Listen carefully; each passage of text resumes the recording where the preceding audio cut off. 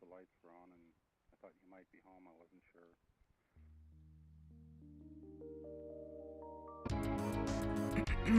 Hello, hello. Hope everyone's doing well. It's just getting kind of warmed up here. I wanted to work on this for a second. Because I feel like...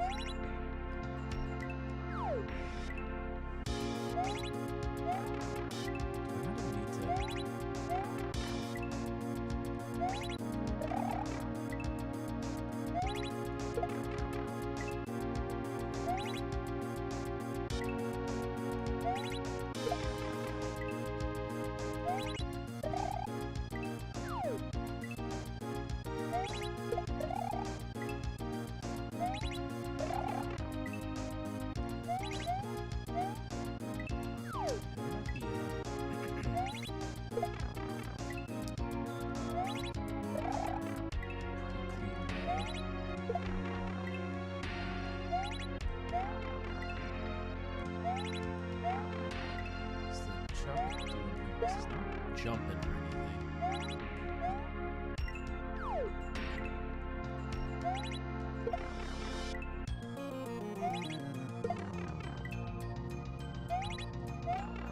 Is it really just as simple as hit it? Quick left, right.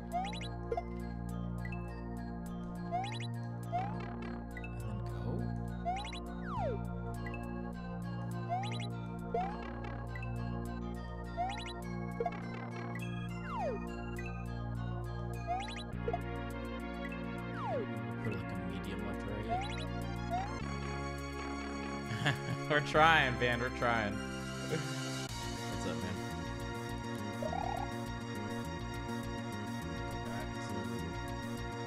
I don't think we have to go back this far. I imagine like the other room is probably like fully isolated from anything that happens here.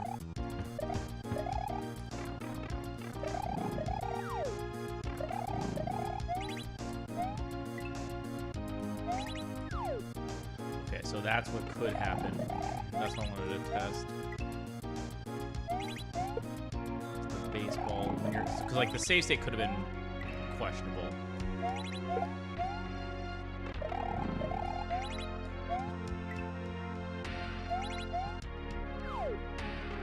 So for whatever reason.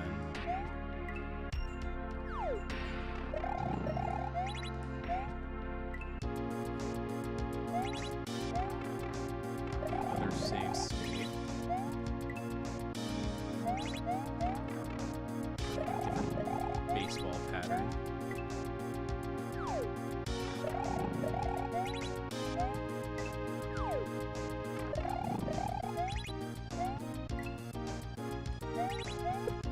It's like, how do you know? Is it the number it goes 2, 3, 4, 5?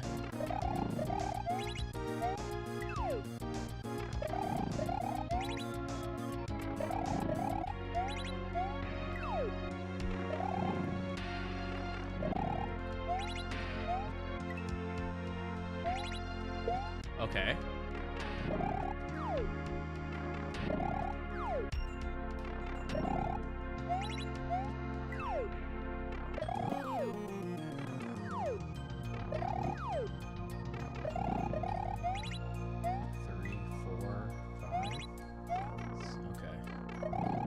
So if I can get that first one to go low, actually, maybe that's a trick. What's going on, Diego? Thank you for the good luck. We're figuring out some Chuck baseball to make that cleaner.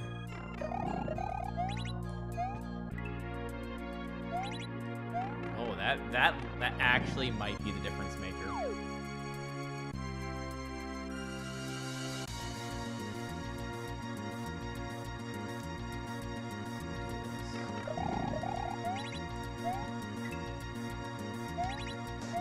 Yeah, so that I think it's because of the number of throws, and by jumping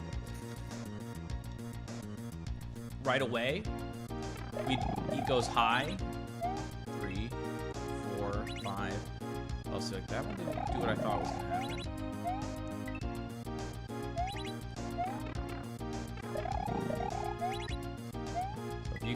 the same thing. If you can get it to go not too high in a row, maybe that's also potential. This is a different save state.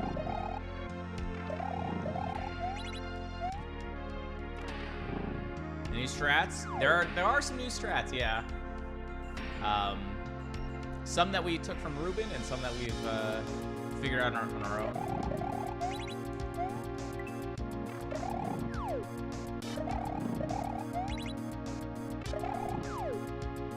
Trying to work out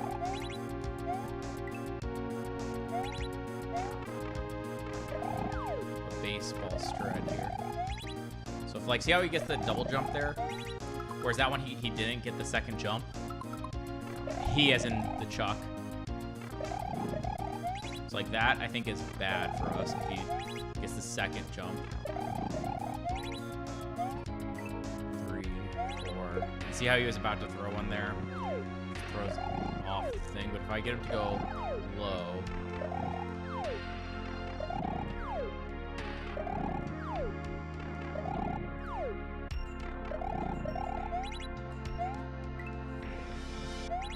And see how the baseball's not in my way?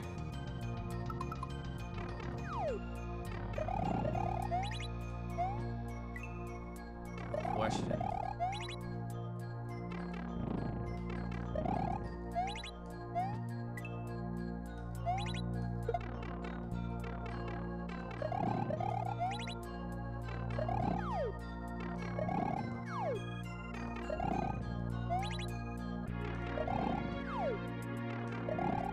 It's a little too... I wish it wasn't so difficult to get the jump over both. That would definitely be the best.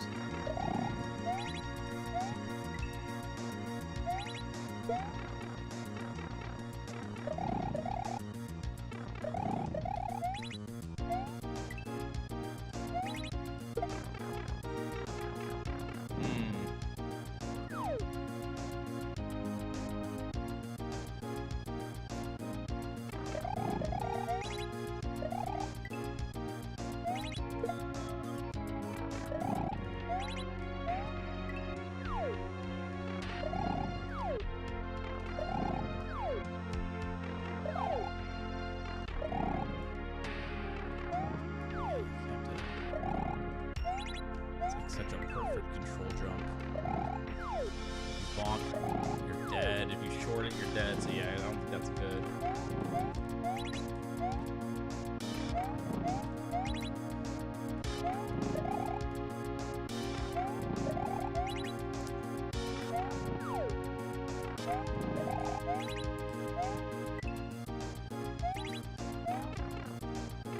Trust that either.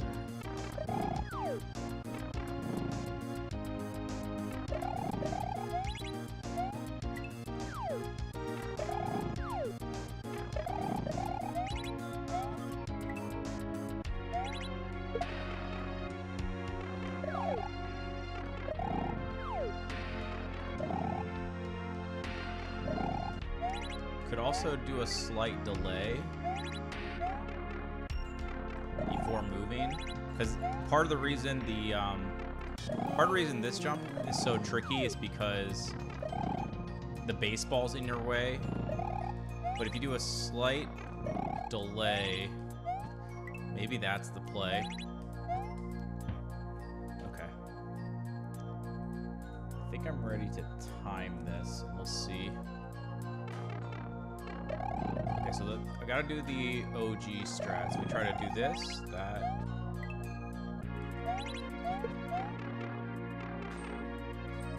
Two to touch. So the old strat was to try to trigger.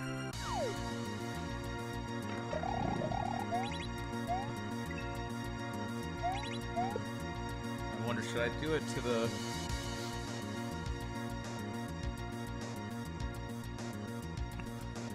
different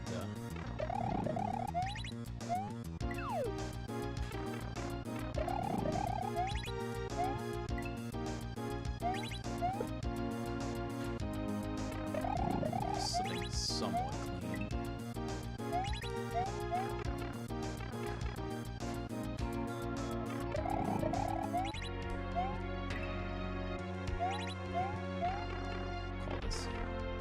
715 to 72 is old strat, but 2 jumps to get into the pipe. Okay, 715.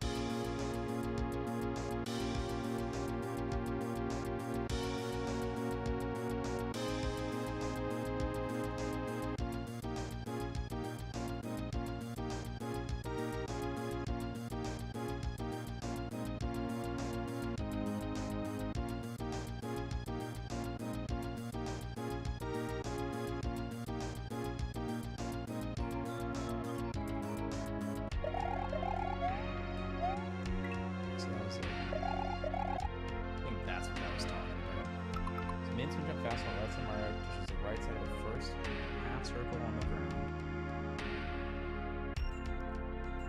After the second measure.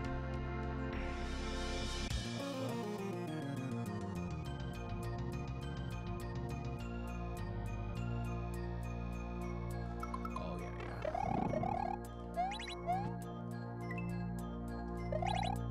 Okay, yeah. That's what I was saying. That's what I was saying. Okay, so this is...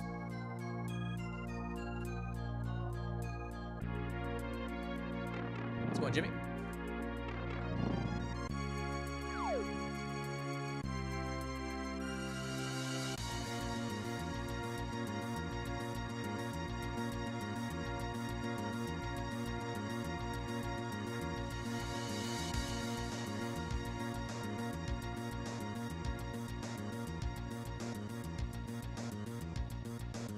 Trying to time out a old strat versus something I'm cooking up here.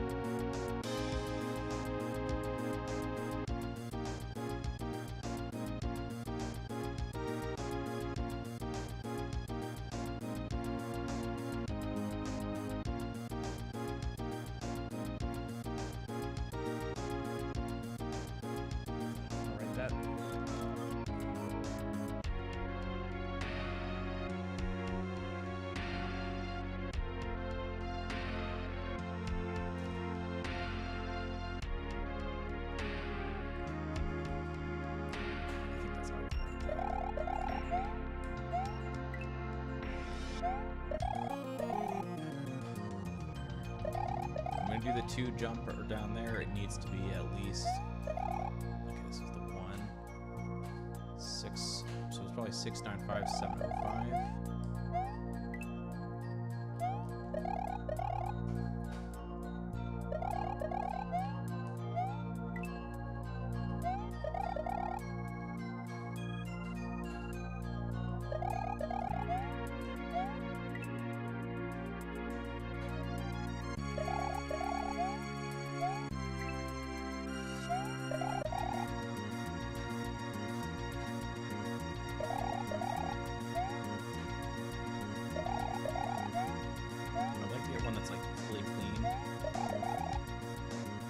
Ideally off the chuck, but I haven't gotten it yet.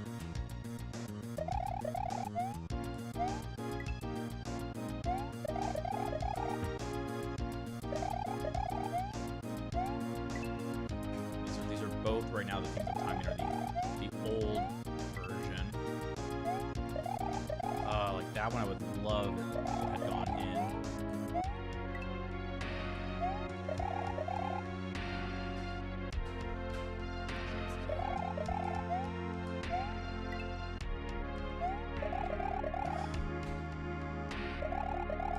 I want to switch this up. Okay, so we'll say 695, 705, and it doesn't require.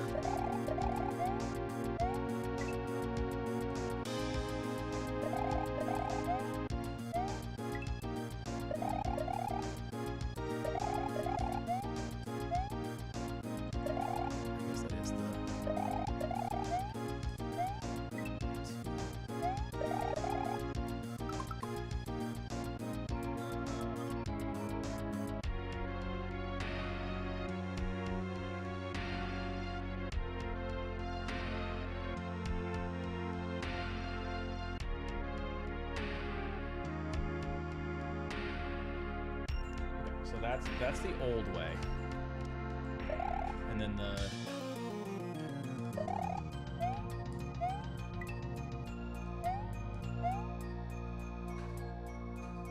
okay. So that's kind of nice because it'd be the same. Oops.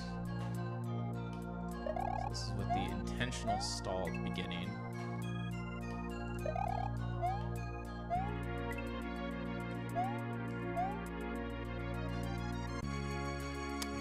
As fast as I thought it was going to be, but it's more consistent.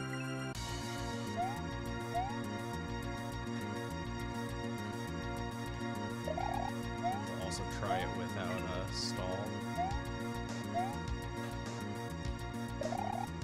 And ideally the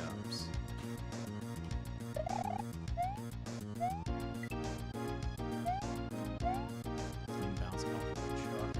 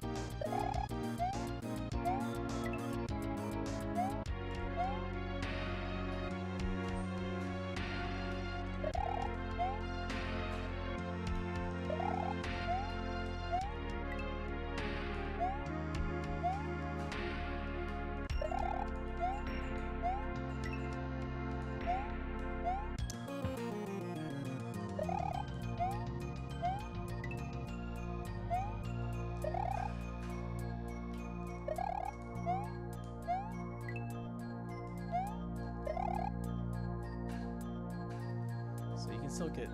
It's like the full range.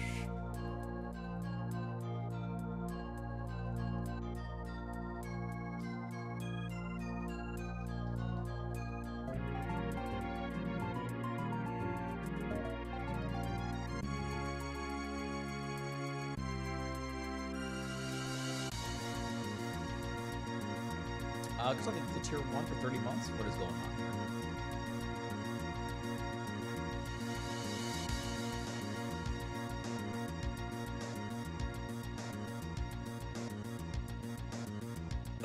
Wait.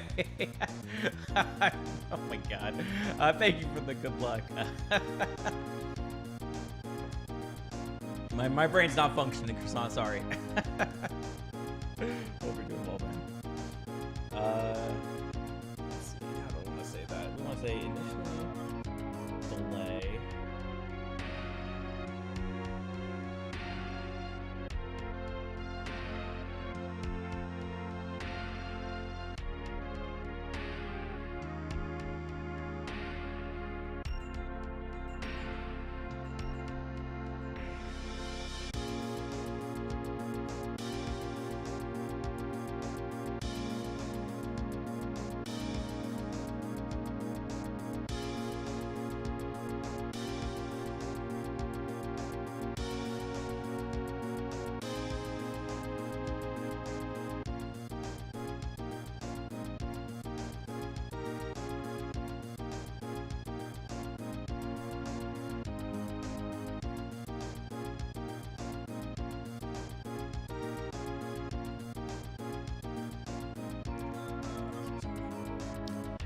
It's going well. It's going well.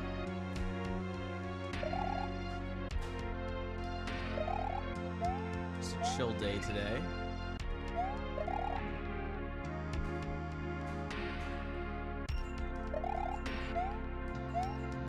Find ourselves in. I was just gonna be warming up, and then I just got here. It's like, wait a second. I feel like we have an update we can make. So I started sciencing out, and here we are.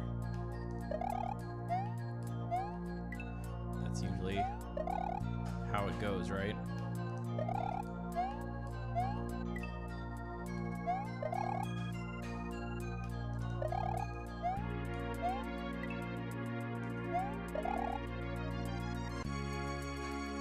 There we go. So we get that's with the bounce off.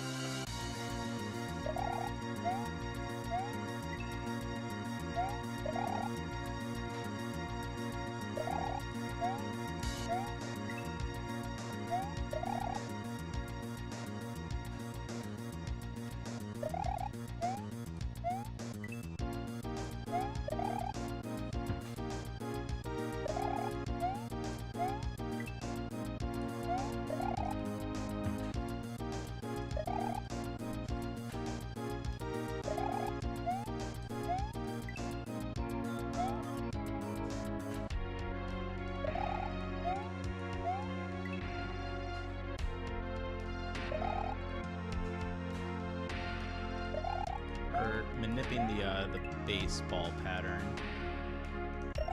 right now.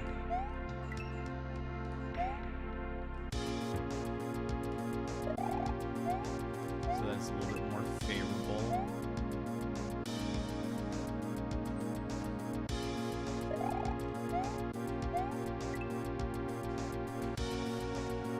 Manipulating the baseball throws. So we get a more favorable chuck when we're at this part right here. So like if I do my old way where I make him jump throw initially, so we'll do that and then we'll do one there. Then he'll throw one. See where he's about to throw one? Right in my walkway. But if I change the way I do the up top part, then he doesn't mess with me on the bottom.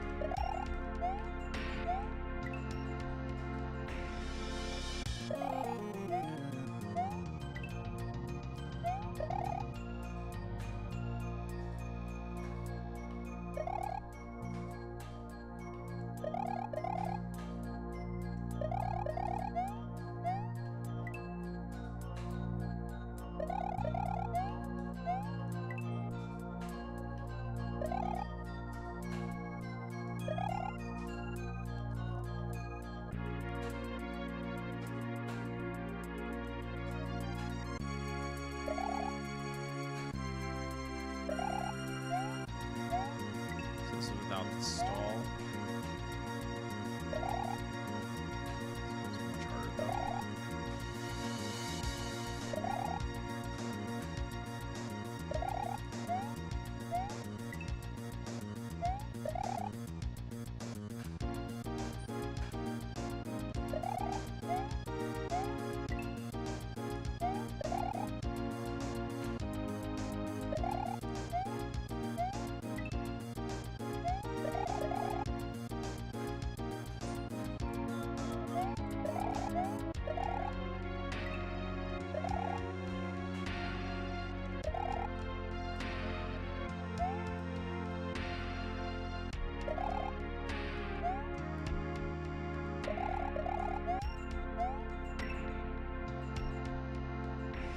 Sometimes goes faster? Nah. It's just a matter if he jumps or not. I think the jumps, like, so if I go to the right a little bit and then jump, you see how he gets that first one off low? And I bet you, but like if I do that, see how the jump delays when his next one comes off? So like look how far separated these two baseballs are. Contrast, see that? Versus that. So doing the jump messes with his timing. Or sorry, getting him to jump throw messes with his timing.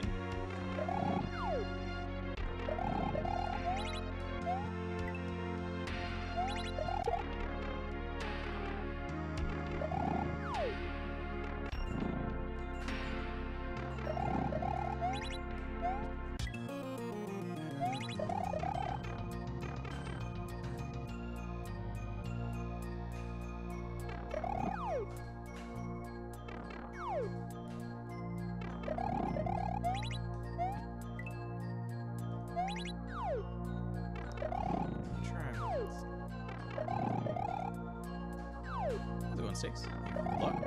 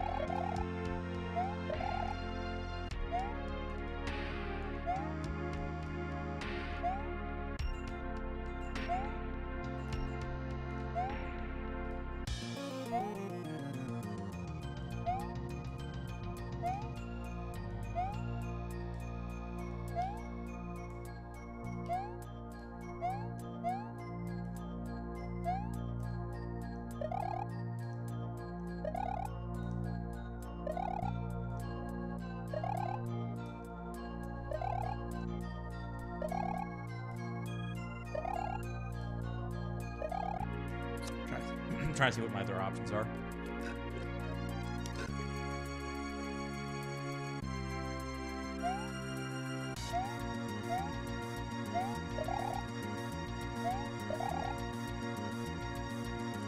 Made the dumbest bash RC line ever, okay? Hit me with it.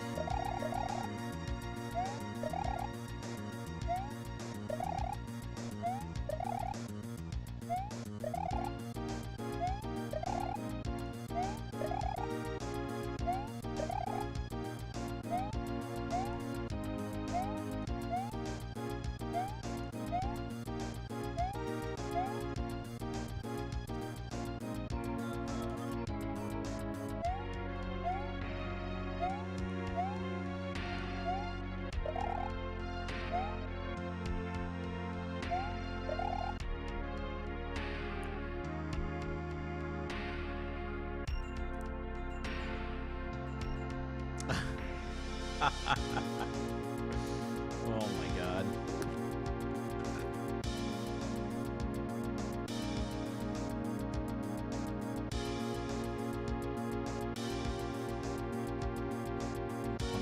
Style, yeah.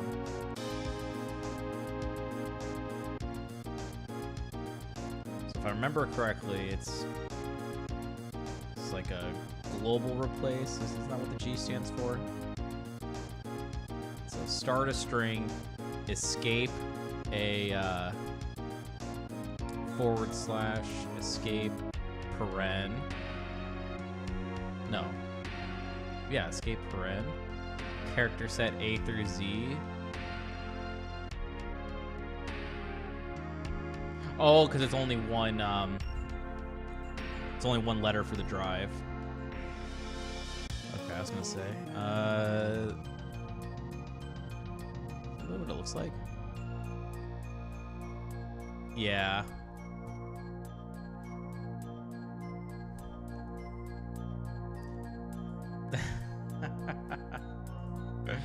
Oof.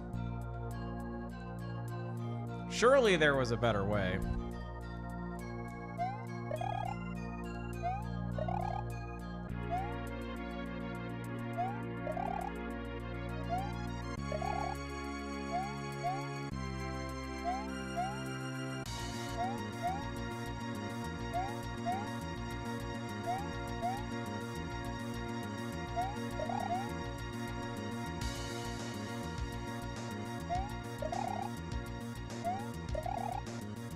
I'm trying to see if I can get this with the...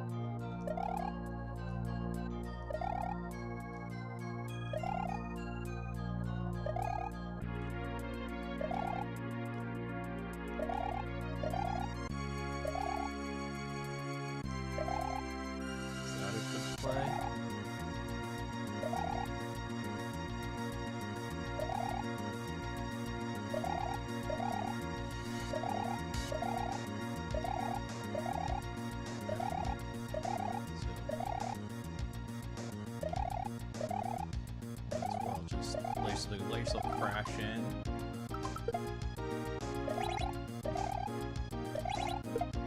Ooh, that would be good if we could get on the front side. It doesn't quite, even with that, this angle in surprisingly.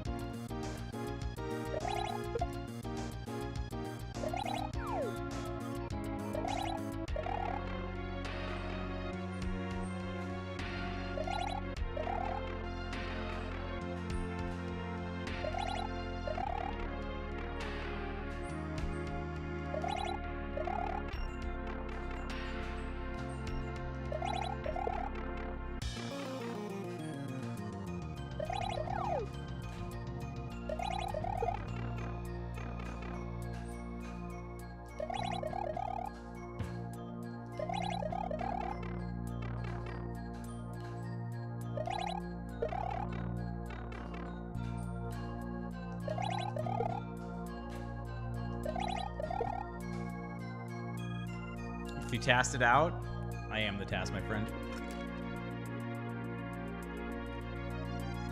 What's up, Blur? Yeah, we're looking into a strat here. Do a better job optimizing the chuck.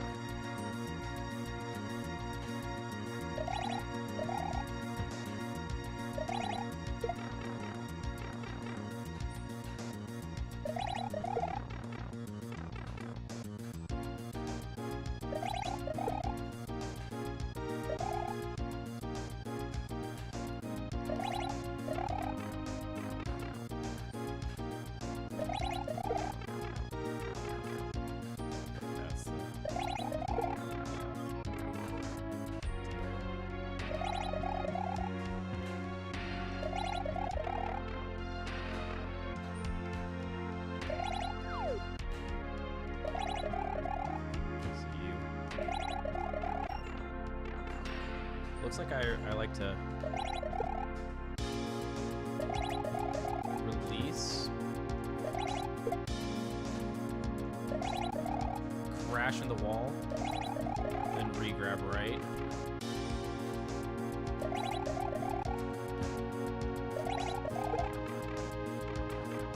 And then immediately jump, and then very slight delay before jumping again. That way, okay. Let's see, so.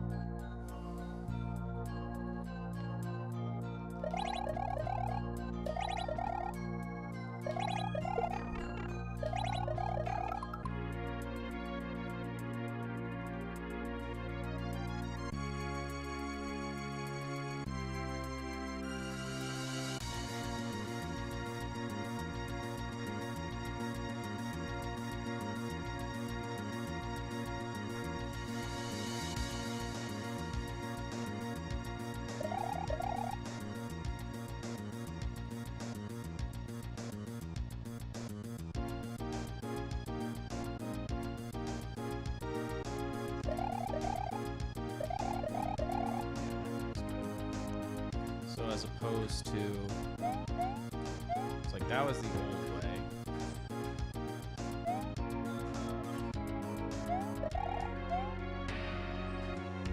Let's see how much slower it is.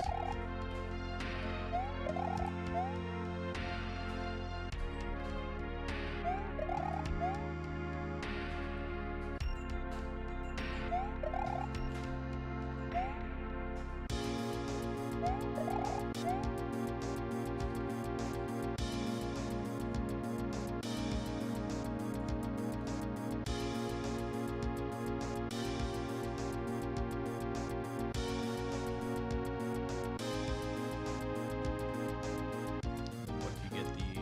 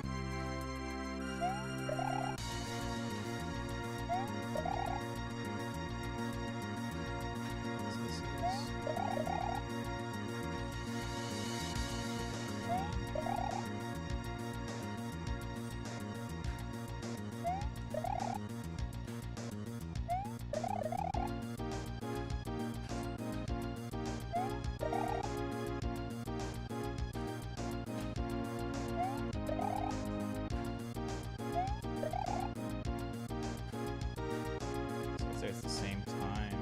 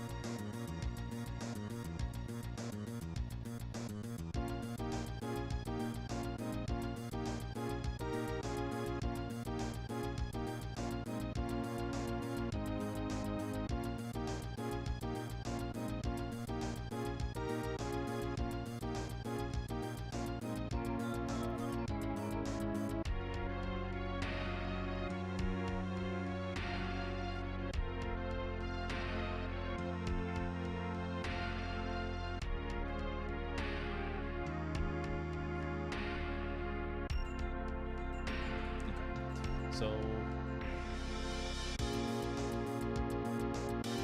compared to optimal,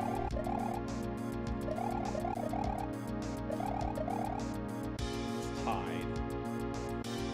It's much easier setup. Okay, so let me go back to this. Is it easier to regular jump into the pipe? Nah. There's not enough description there. Regularly jump into it in what way? There's a chuck in my way, so we need a strategy to get past the chuck. And you can't just jump when above the chuck.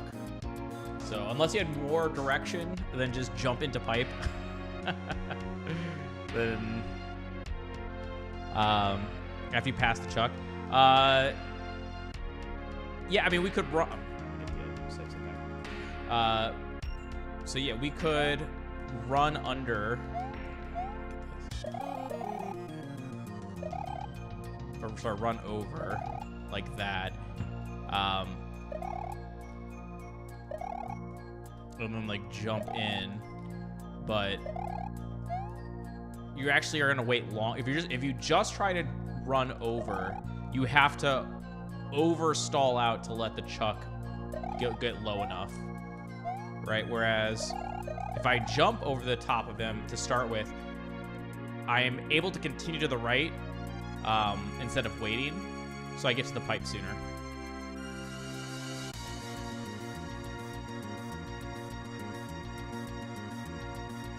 And yes, there are times. So there are times where we bounce to the chuck with a new setup. You either do that or that.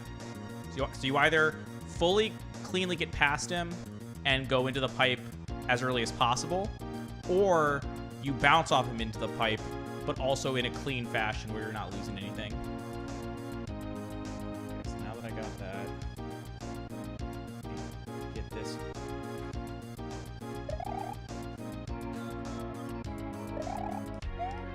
Combine the two strats like that.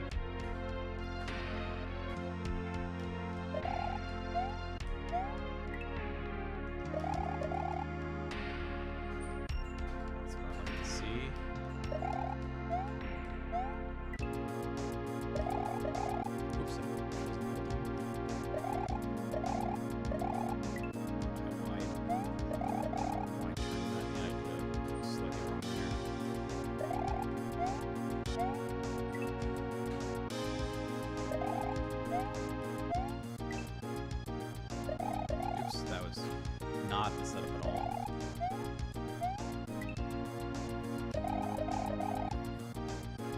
So that was actually really quite nice feeling now that I have a methodology for it.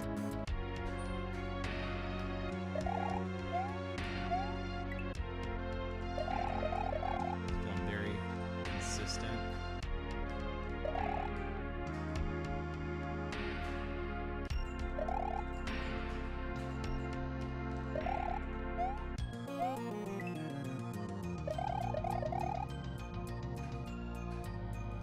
Like that.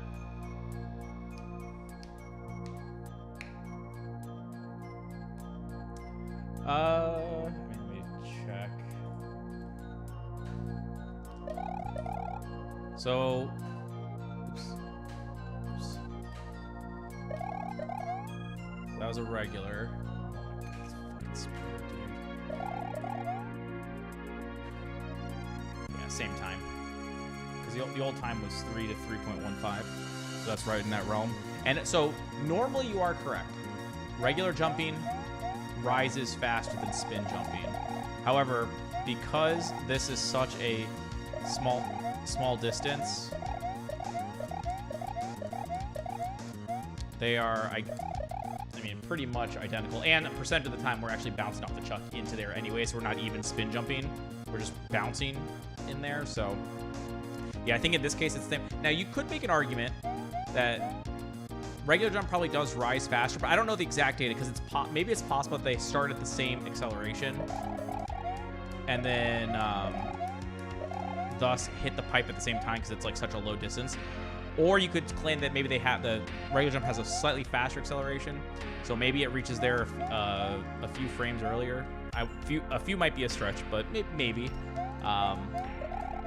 It wouldn't hurt though. Like, there's no reason not to do it as a regular. So I think I'll put that in there as a regular. Yeah, no reason not to. So either it's the same time or maybe we save a frame.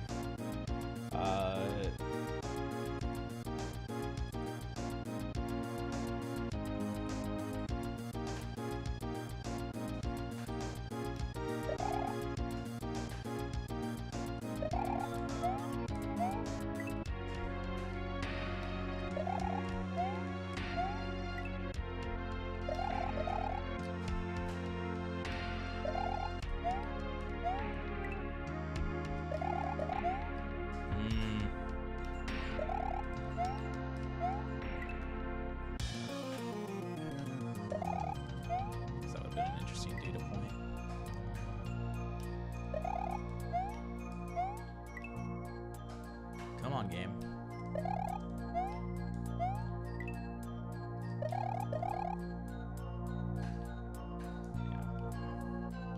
I think it would be fair to say this.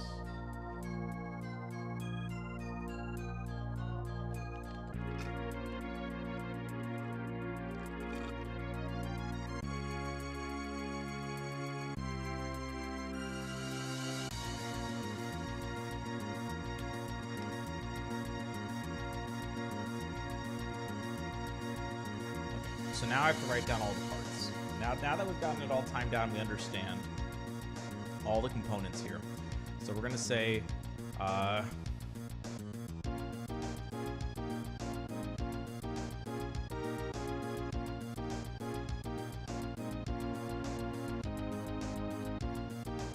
we're going to start with a very brief delay. Start holding right. Min spin jump plus immediate regrab.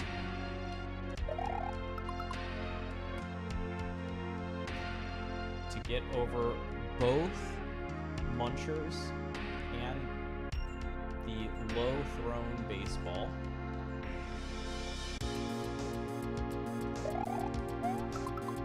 And then jump into the on-off block. While being mindful of the high thrown baseball.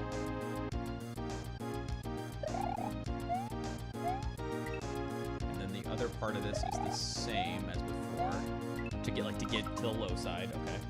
So then I'll say note.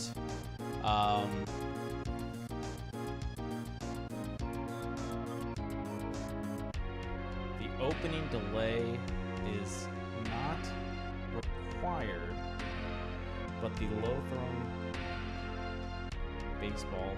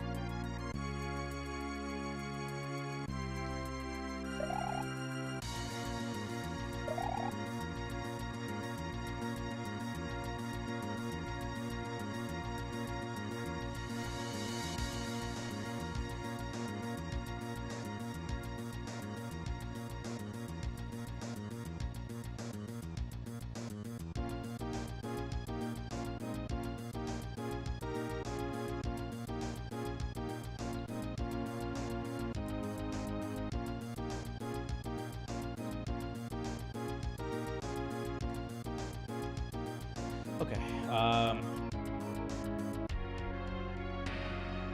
We're trying to force the first baseball.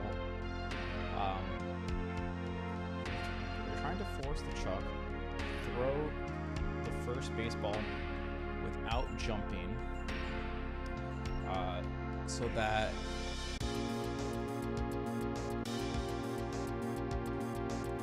doesn't try to throw a baseball as we try to jump over him to get into the pipe to exit.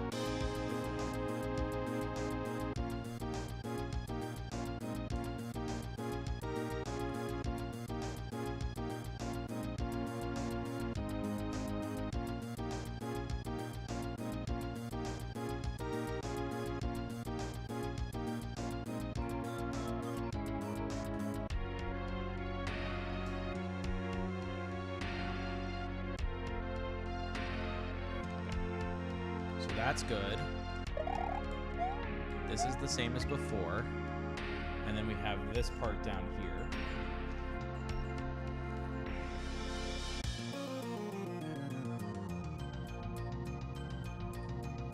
Okay.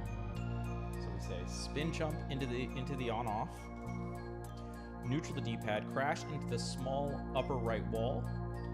Very brief delay.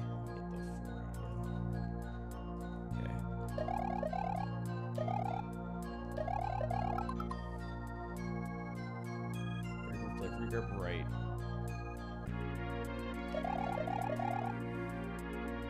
Immediately the spin jump was fast fall.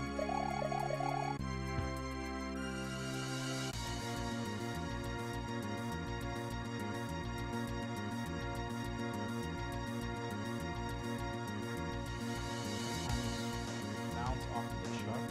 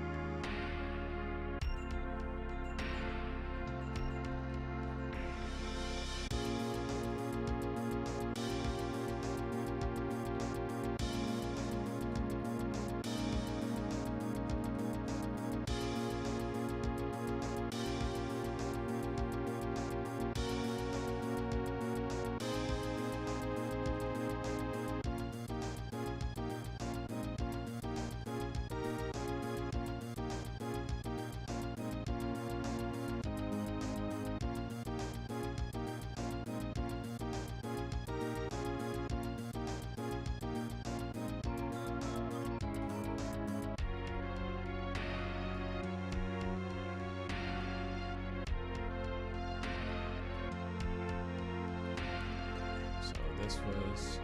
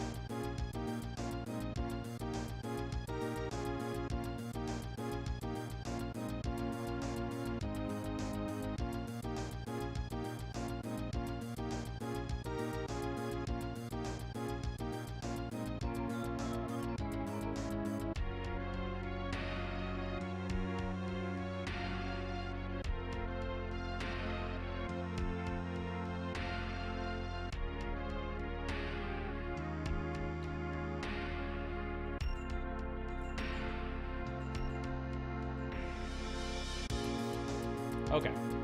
Thank you for bearing with. Thank you, Bodrak. That was... That's a good change.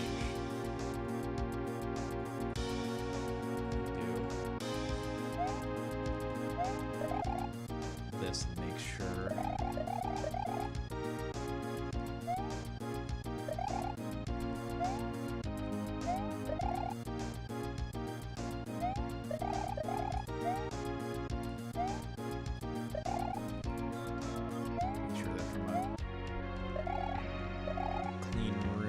that it's works oops, as expected. That's pretty good. Okay, let me look at 5. I'm curious.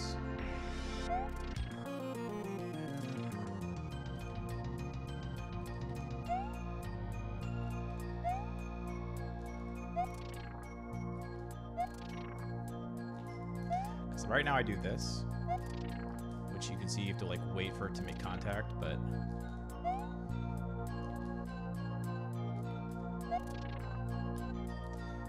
wonder.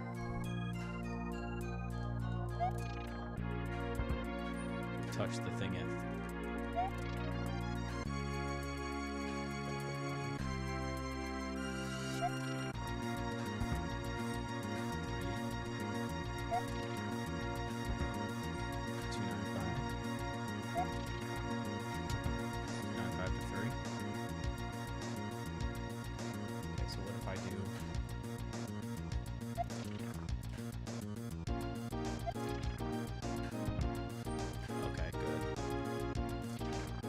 That's the same time, because it's much sketchier doing it that way with the actual toss.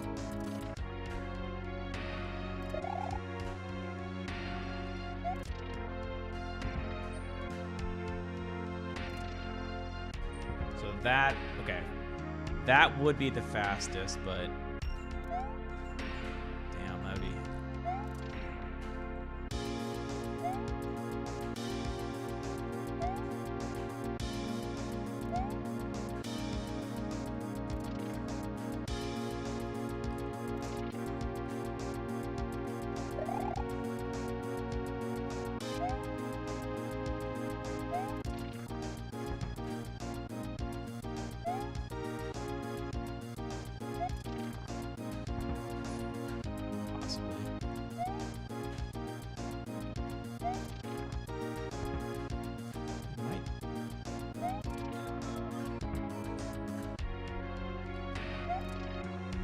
It might be worth it to do that, though.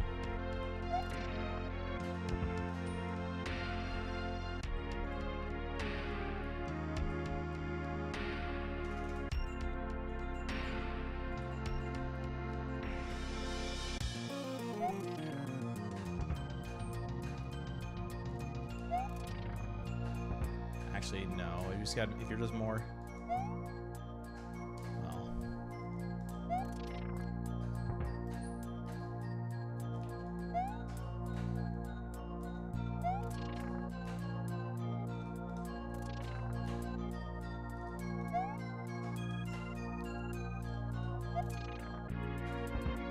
See, like if you're patient and you actually like follow it, you get that 295. If you try to kind of predict, you're gonna beat it out a little bit.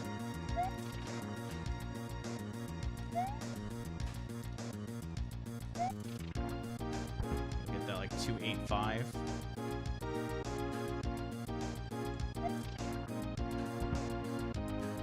Do the move back with it, you get the 285. So it might be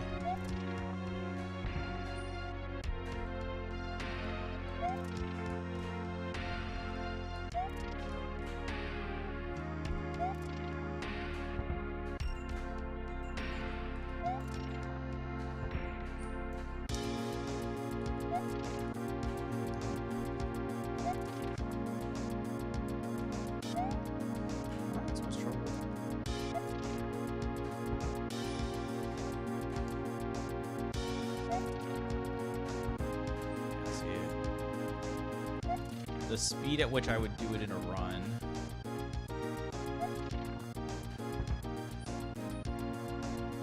I feel like it's more like that 2.9, 2.9 if I'm feeling generous.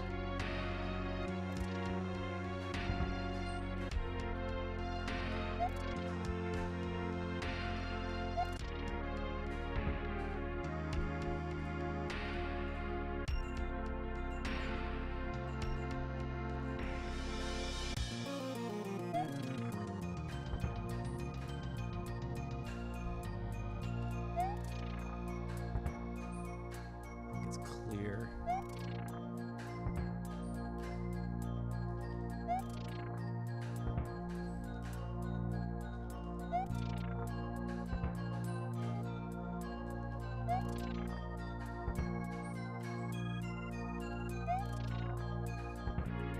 It's curly split.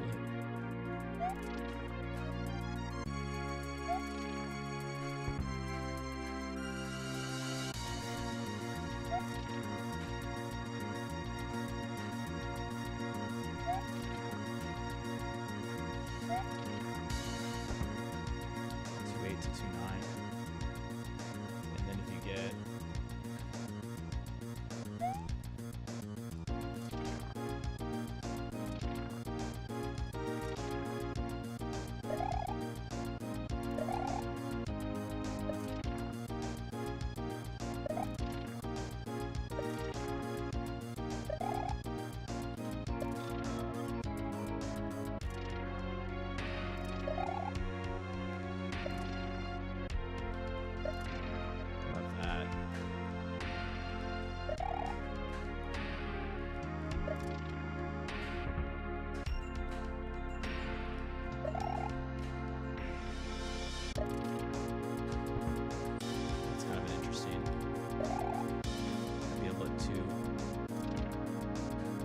though. Yeah,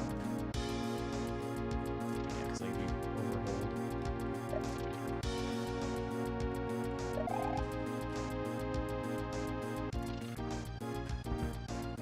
No thank you on that.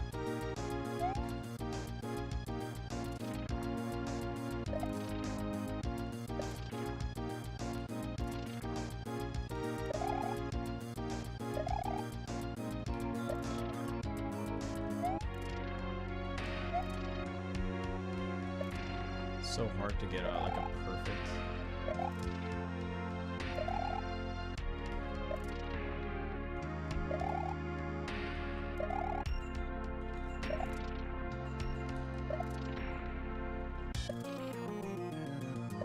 I don't even know how I did it that one time.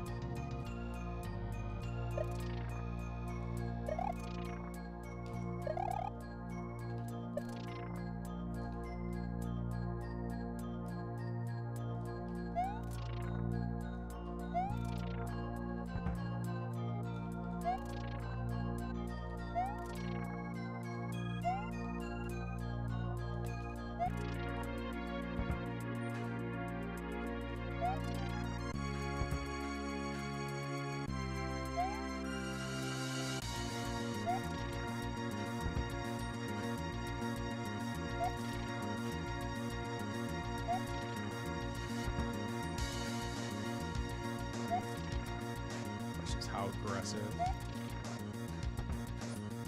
you want to take it? You know what I'm saying? Like,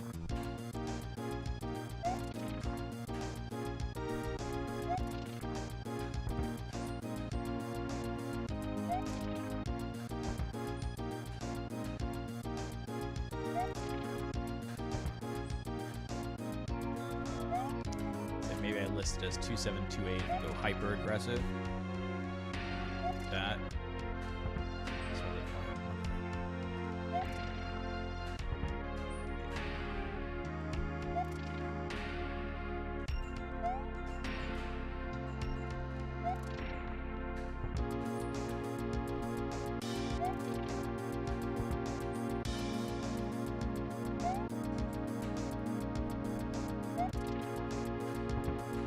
It's too sketchy.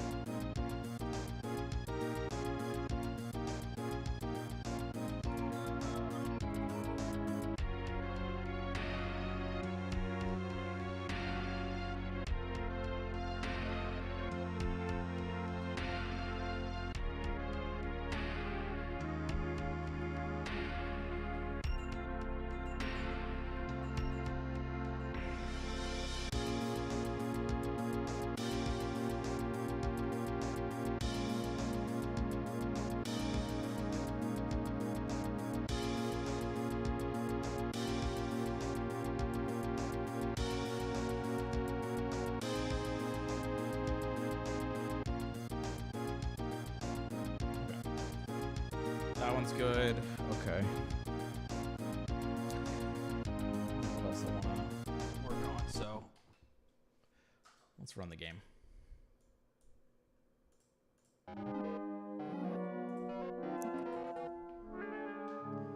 Impromptu science.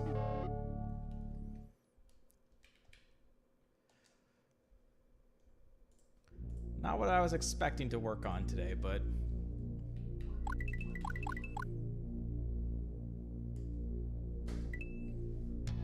if the disco shell goes bad in Wiggly, we actually might. That's probably what I should have practiced, or like in Scienced Out, because that was very bad yesterday. The other thing I should spend time on is the stone block boo.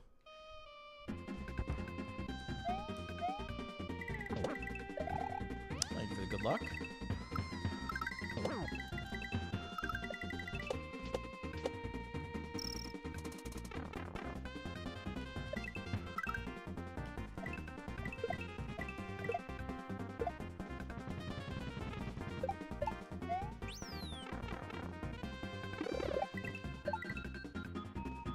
See how it goes.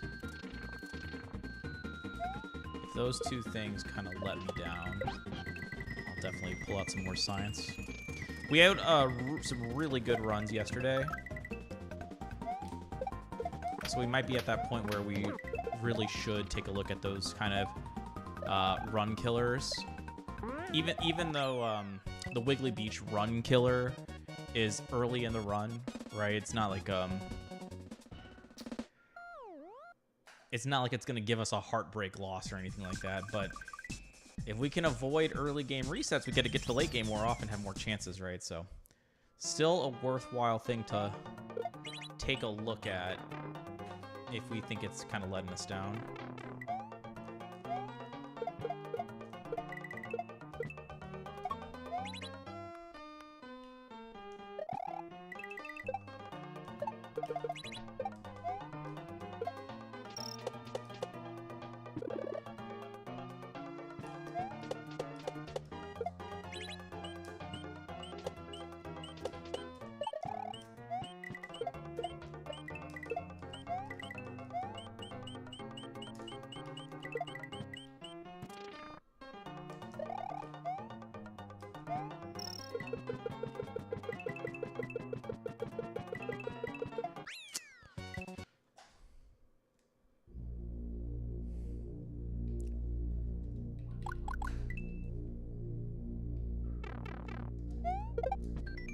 That was a separate issue.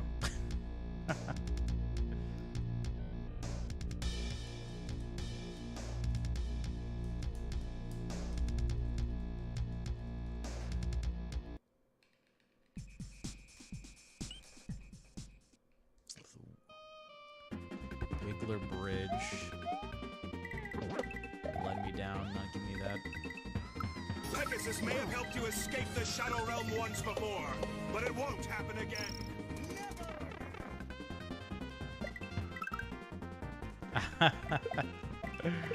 What's up, Evie? Thank you for the resub. Good luck. Was it anonymous or was it Walker? I know Walker has handed out a number of full year subs very, very generously. It was anonymous. Oh my god. That's not what I meant to do. That was also not what I meant to do. I want to reset this, but didn't get P-speed. Lord have mercy, that's terrible.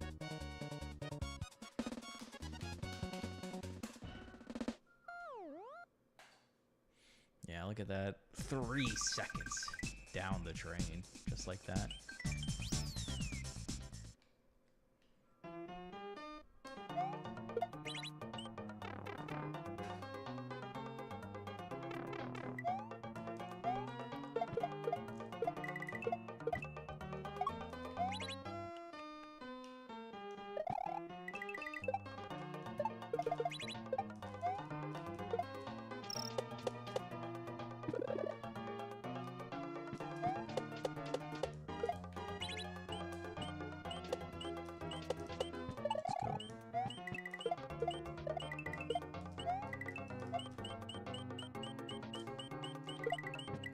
Try and keep a close eye on if it's going too fast or too slow on the P-switch drop. That wrecks me. I feel like I went quick there and it did work, so I wonder... I feel like it's one of the two options, so I think it's like if you go too slow or too fast, it gets misaligned. But we got 338 there, very strong.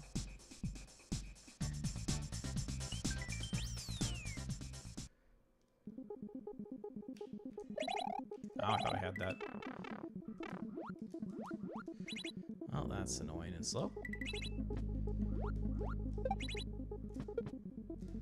So no fast route on the second on-off switch. So led to it.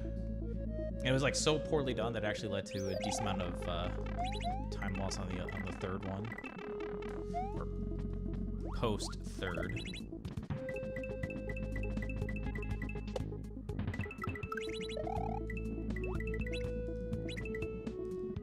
Couldn't imagine it's gonna happen. Oh, I was gonna say that was good until I whiffed on the pipe. We've definitely gotten a lot better over the last few weeks.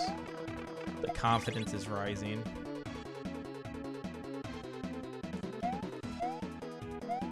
You know, I've always mentioned this. Or I have mentioned this in the past. But it's like when you start a grind, there's definitely a bit of nerves in the sense of, maybe nerves is the wrong word to describe it, but the apprehension that like, is it even something I can do?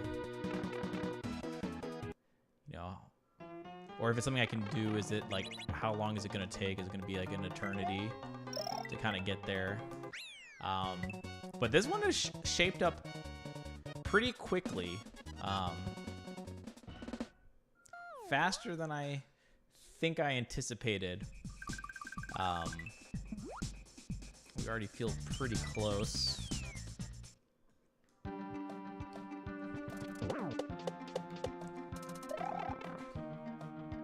Like for the most part.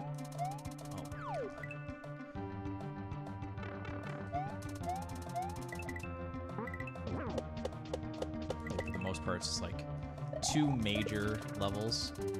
What am I doing? Almost forgot to do a thing.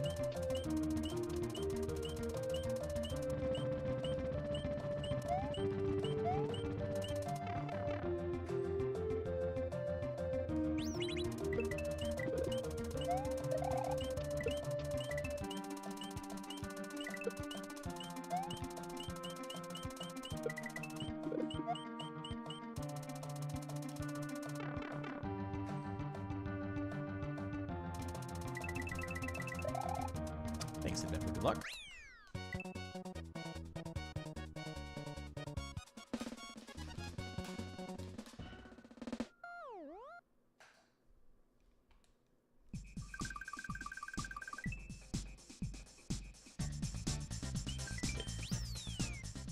Blunder of first level, and then a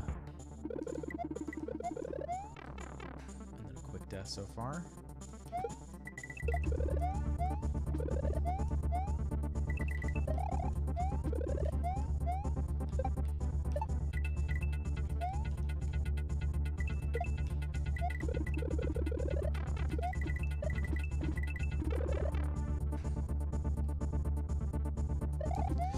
Oh my god. Okay, we salvaged that.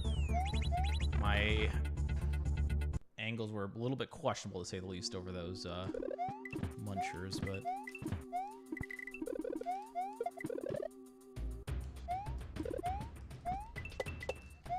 Going back to the 2-jumper there for consistency. We gave the 1-jumper a whirl for a while there, but... Yeah, that's not a...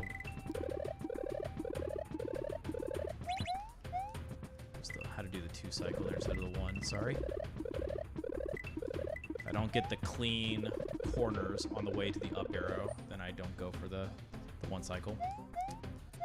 Yeah, we gave the 1 bouncer off the disco a whirl for a while, but just too inconsistent.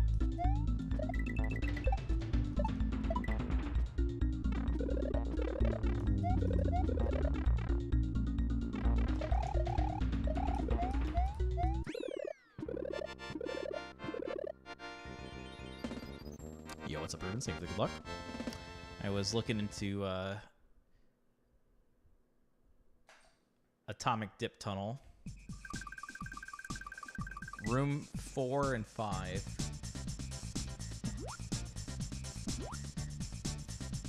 Got a much better strat, I think, now to like get the optimal time in room 4.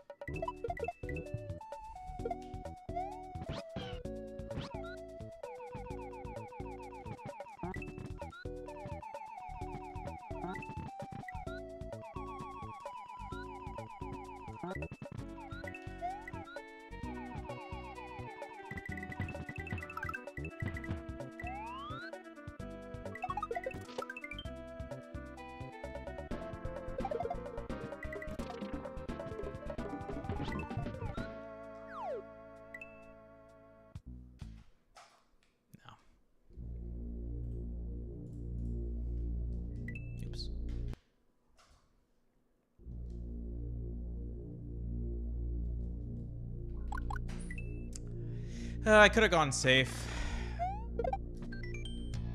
Could have gone safe on the mount because I saw that it was late, obviously, so I didn't get the mid-air mount, so I couldn't really get what I wanted. But I thought I could still get fairly aggressive with it, but nah. I was showing the door.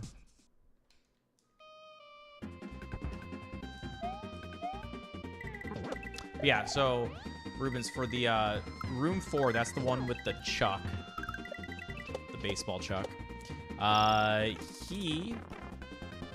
Okay, how do I describe this? I don't know what your exact strat is. My strat back in the day was just what I feel like was the intuitive solution on the top row. Just jump over the first muncher, land between the 2 munchers, then jump over the next one.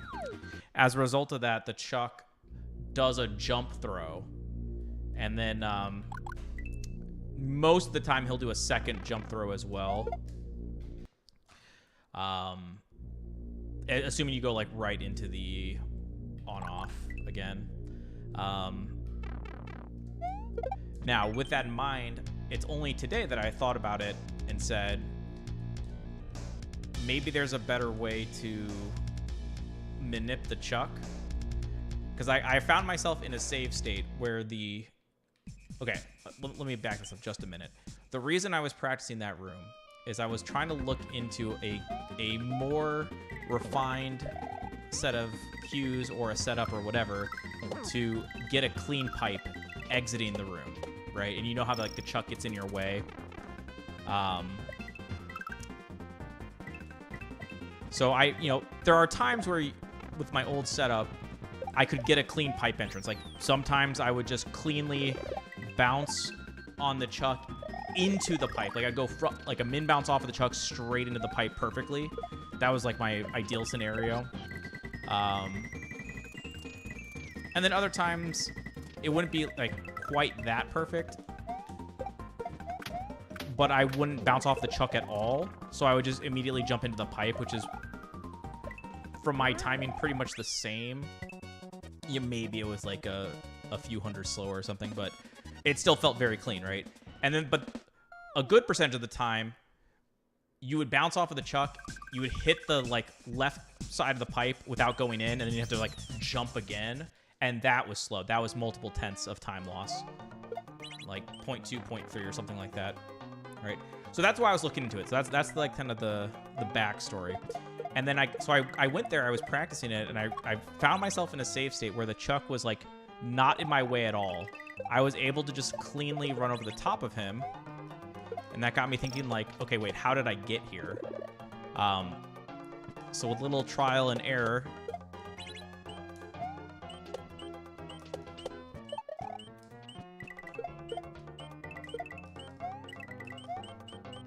I found that the top row in that room, with forcing him to throw in a certain way,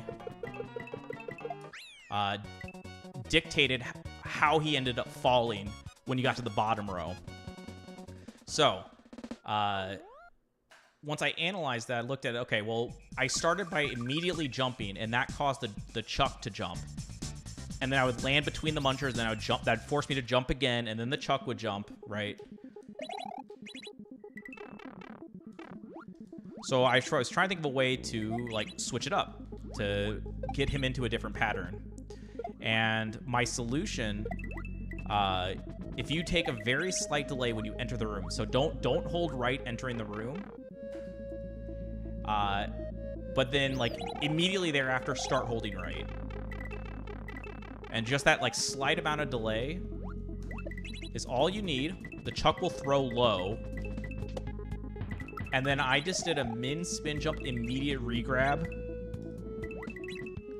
And I go over both munchers and the low baseball that he throws as a result of this change. And then because of that, by the time you do the stuff on the bottom side, he does not throw a baseball when he's in your direct path on the way to the pipe. Then I came up with a method.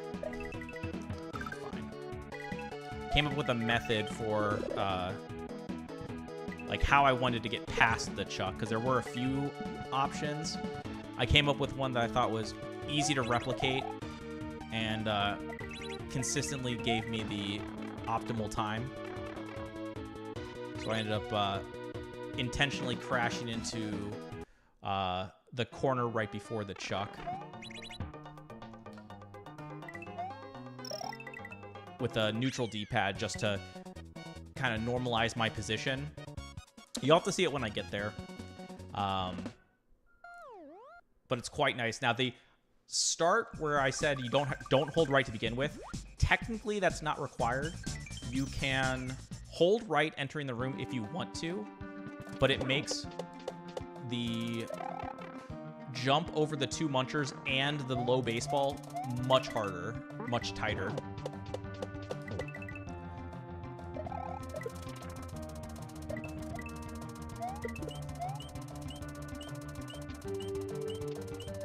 I don't think I timed how much extra it would save if you did a no delay. If it saved anything at all, it might not even save anything.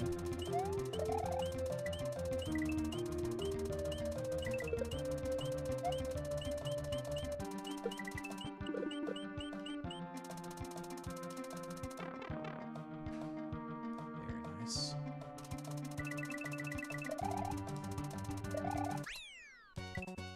What's up, Maker? Thank you for good luck. Level 0 reset, yeah. I've been kind of fucking around with a right-left wiggle strat at the open. I don't think it's worth it, to be honest. I don't think it even does anything, but it makes it more likely that I reset the intro. That's always fun. Oh yeah. It's not hitting the wall. I forgot to change the cue for when to hold left.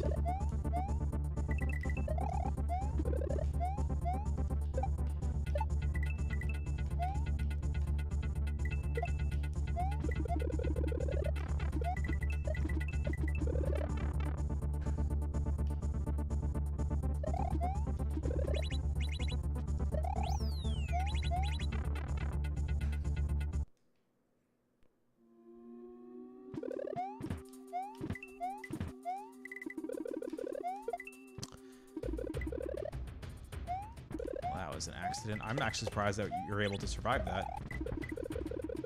I thought I was dead. I almost gave up on the play. Not used to making that mistake. No. Oh, okay.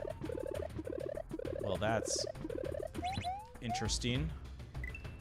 I've been doing some weird shit this execution in this room. None of that was correct. I actually thought I had died because I thought I'd like not have jump held when I touched the up arrow because I didn't like make it up. I was like, what the fuck just happened? But it just looks like I got a perfect jump because I was late holding jump for the slow fall. I guess technically you could say early, depends on how you want to look at it. So yeah, very slow mountain, but it's okay.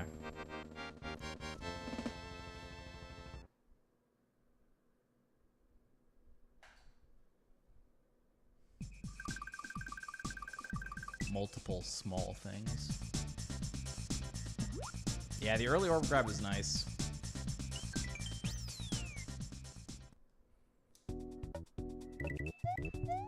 It's not like too hard to execute. Like that version of it at least.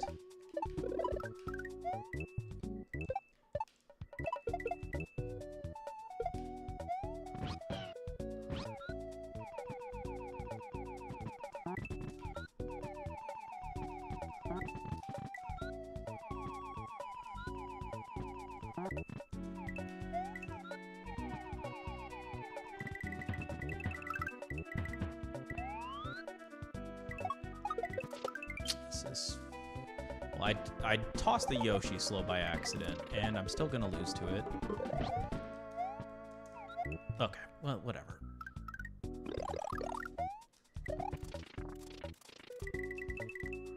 Fucked up.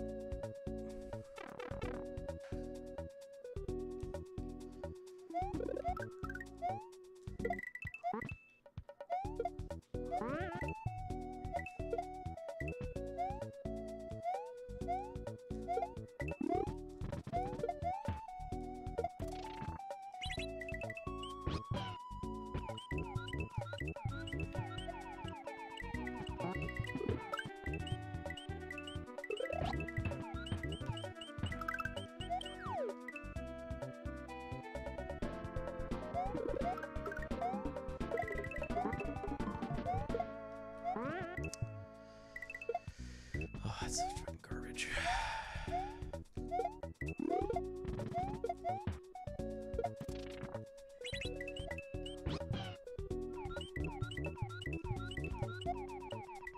I miss. Okay. Why am I not getting a high enough bounce for that? Are you fucking kidding me? I'm max bouncing off that guy. Get the fuck out of here. Strom seems a bit easier. Oh yeah, for sure. Rift 2 is expert level. I'm pretty sure this is only intermediate. Two lost to fucking Glenn. That's frustrating. But yeah, Rift 2 is an expert level. This is, I think, only intermediate. And the layout of the obstacles is definitely reflective of that. a lot of these obstacles are much easier than the average obstacle in Rift 2. There are definitely still a few challenging strats.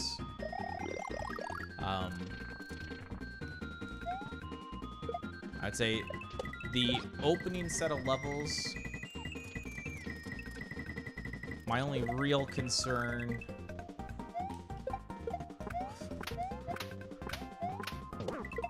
or the most likely concern would be Wiggly Beach.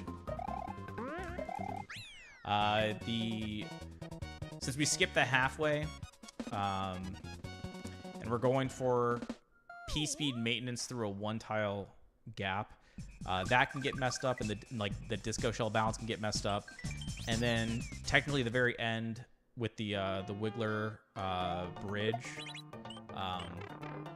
right? So there's some early game reasons because of that, but once I get past that, I feel pretty good about Lavender being a clean one-shot.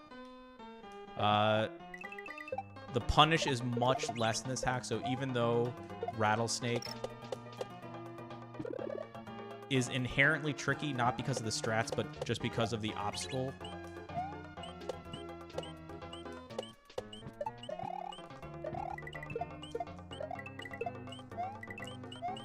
of being a snake trail, right? That's just inherently difficult. One bad input kills you.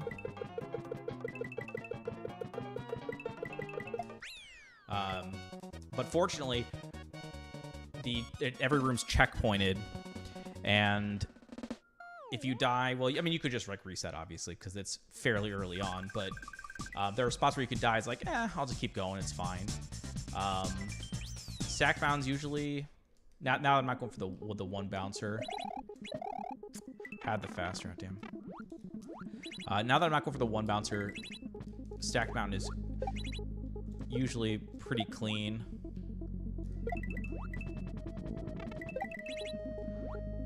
So you can see, like, the first set of levels, we should be able to get through at a consistent pace most of the time. Once we get, like, Glutton's Grove is definitely got some trickiness to it. Lava Cottage, not too bad. And then you get into what I call the Gauntlet, Everwall, and Flip Flop, and Atomic Dip Tunnel. But even though those are the Gauntlet, and they definitely have some difficult strats, the peak difficulty is still lower than Rift 2.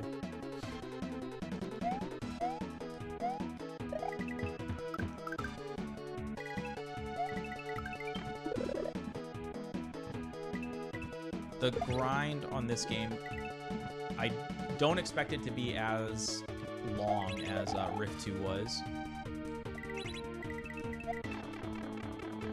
It won't be free because Rubens did have a very good run, only one death. But because there's fast retry and we have 20 seconds worth of new strats compared to how we used to run this, there is still, you know, leeway in there where we can make a mistake or two and be okay. So we don't have to, like, I don't feel like we're gonna infinitely reset.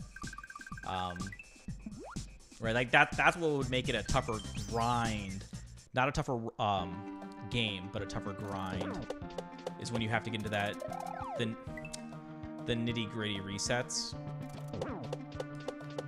when the world record and your PB are very close together.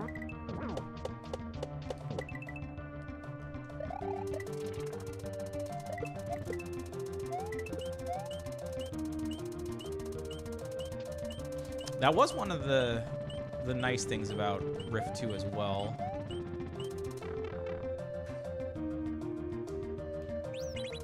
Is that there was enough wiggle room.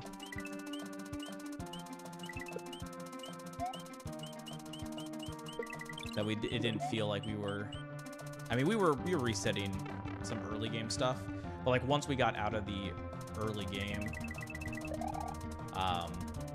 and I mean by early game, like level 5 or 6, We were able to kind of make it pretty deep on all of those attempts. Got to see a lot of the game per run attempt. And for the moment, that's going to be the same thing for this hack. It'll be a completely different story if the record gets dropped down even more. Like let's say the record is 29-25, which would be insanely good.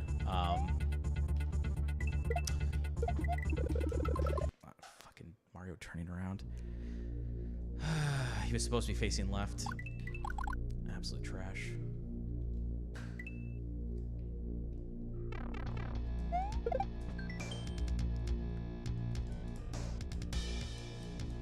Yeah, if it was like 29-25, I feel like any of the little mistakes, even if it was just like 3 seconds, I feel like we would be compelled to reset in this hack. But fortunately, we're not there yet. Anyways, that was my long-winded explanation.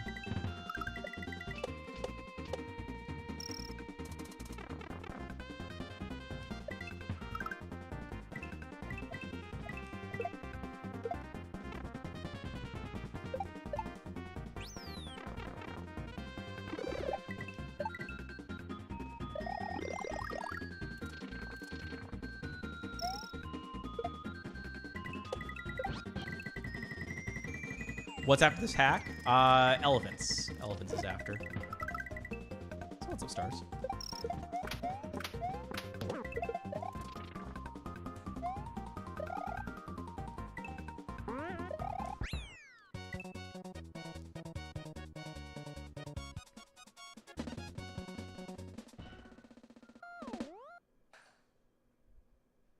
If you get the beach checkpoint, do you have to restart the level if you die? If you get the beach checkpoint, you would start at the checkpoint, but we skip it because it makes it more awkward to get P speed if you grab the halfway. So like even though the checkpoint's like right there, and you could jump to it without losing time on the way to the right, you would mess up your P speed accumulation, so you would lose time.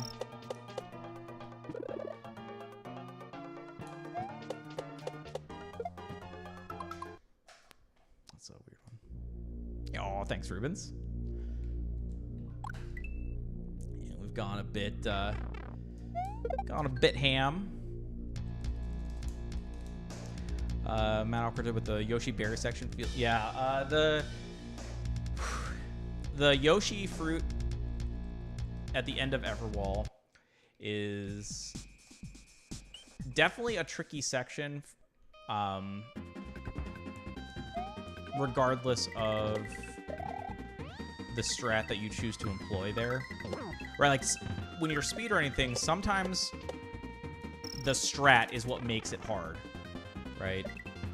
So I kind of was bitching and moaning yesterday when we were playing Abstract Pipes, which is the second to last level.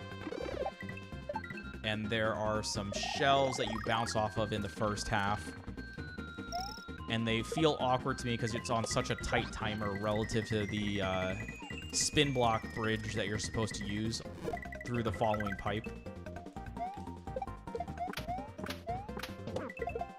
I think it was Guilty was pointing out that it's actually not that tight if you're doing the intended solution with the start of the level. So the very start of the level, we are skipping a shell jump and a wraparound pipe. We save a cycle, but the result of that is that the subsequent spin block bridges that we have to use are kind of not in an easy position for us. Tight timers. So that's a case of where the strat makes the level hard.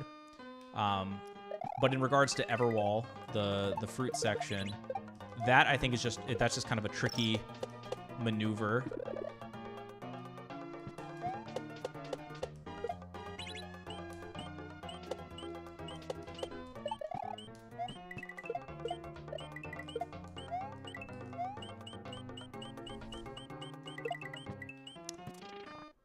The thing that helps... Oops. Fuck. Slow as fuck.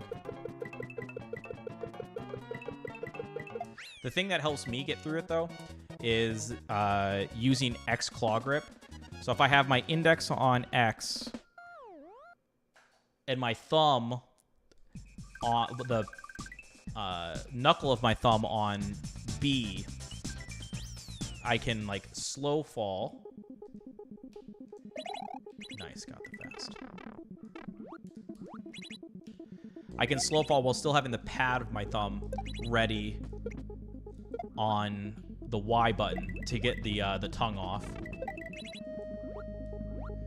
So that one comes down to grip choice, making it a little bit easier to work with. Good save.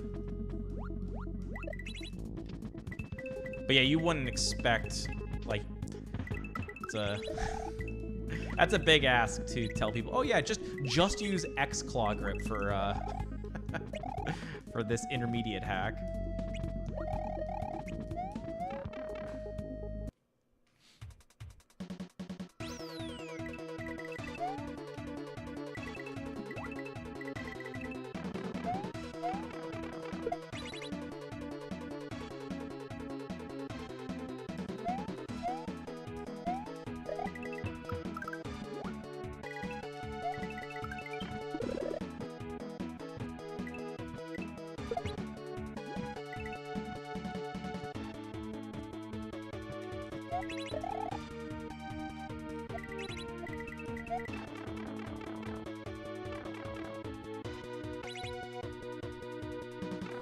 Just to kind of comment on the sum of best thing, Rubens.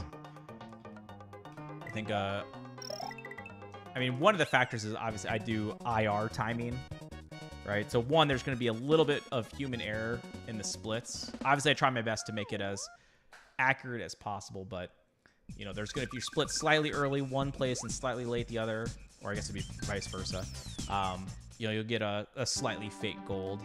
And then number two, I do my IR timing like in science mode.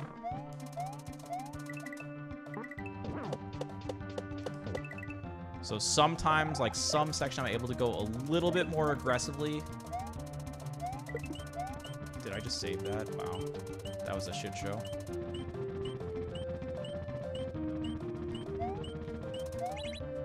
I'll take it given the fuck up I had there. Yeah, since we're in science mode and I'm able to not have the pressure of, like, or not have the worry of, like, oh, if I fail this, I have to reset, right? I'm able to be a little bit more aggressive, so it's kind of an unfair advantage.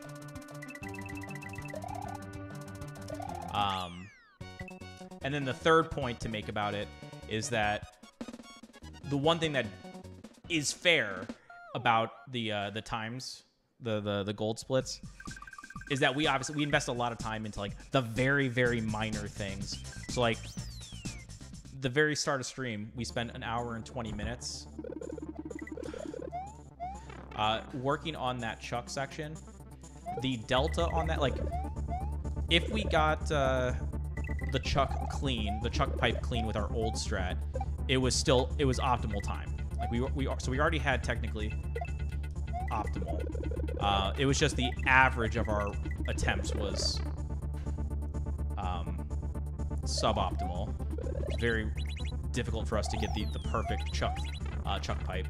So we spent the hour and 20 minutes devising a plan to more consistently get the optimal. So even though in that case, it's not necessarily improving, it's not improving our gold, it's making it more likely that we will be able to gold because we are reducing any possible mistakes or the likelihood for mistakes. And then in other parts in a similar fashion, we spend that time trying to save like 0.1, ideally in a consistent manner. And all those little things definitely add up. The consistency strats like to consistently get optimal, combined with the minor edges. Like maybe it's these jumps here to intentionally hit the wall to help you change direction sooner. Making specific visual cues for... Oh, I almost had the super optimal there. The visual cues for when to turn around to activate the question blocks in the second half of the orb chase. Making sure I don't over move to the left, again, to try to reduce wasted movement. Save another 10th or whatever. Ruben's PB has 1 death. I'm not sure how many mine has. I'm gonna guess 2, but I'm not 100% sure.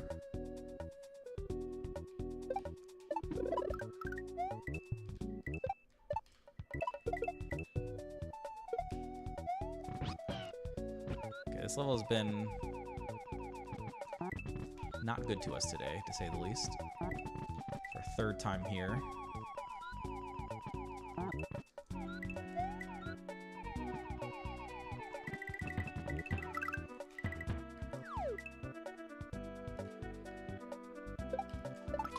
That's fucking 30 seconds. Jesus Christ, man. That's another one where we get some bad bounce credit, dude. Fuck. It's been... I mean, we had such good runs yesterday. We're getting pummeled today. Such is the life of a speedrunner, I guess.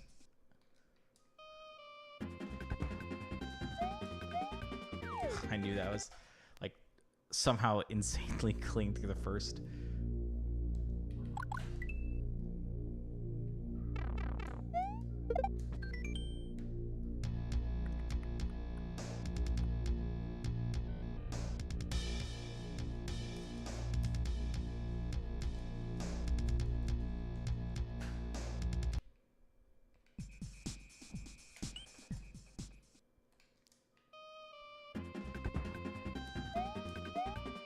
Someone mentioned that there's like an extra level that you have to beat.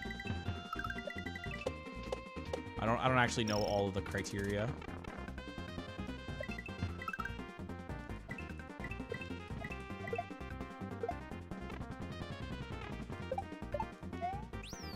I'm not sure if it has to deal with the SNES controllers. The gamer coins.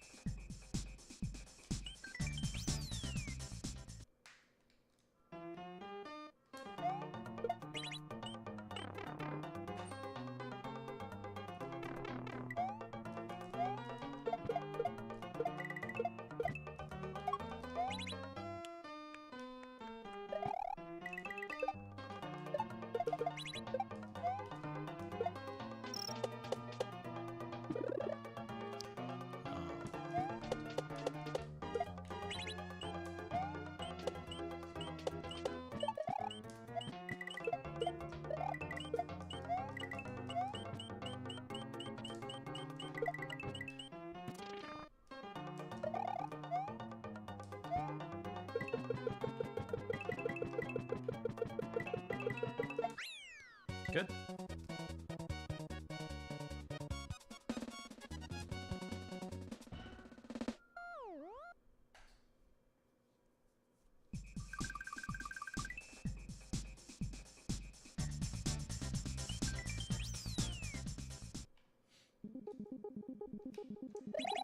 Nice.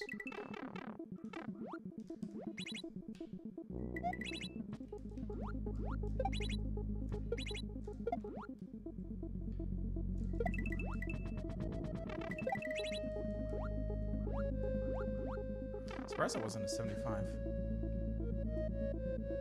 It wasn't even at like as close as I would have expected either.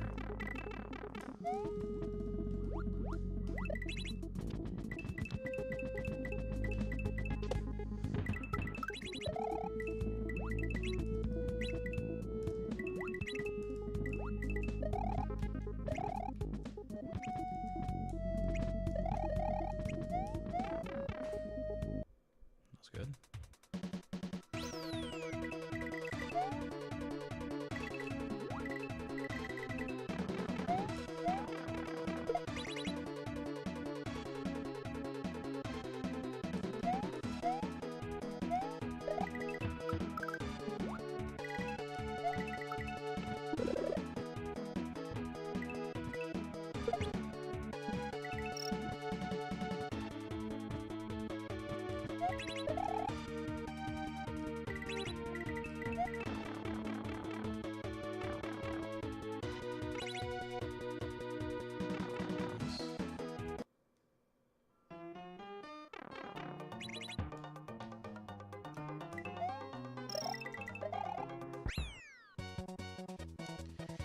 Okay.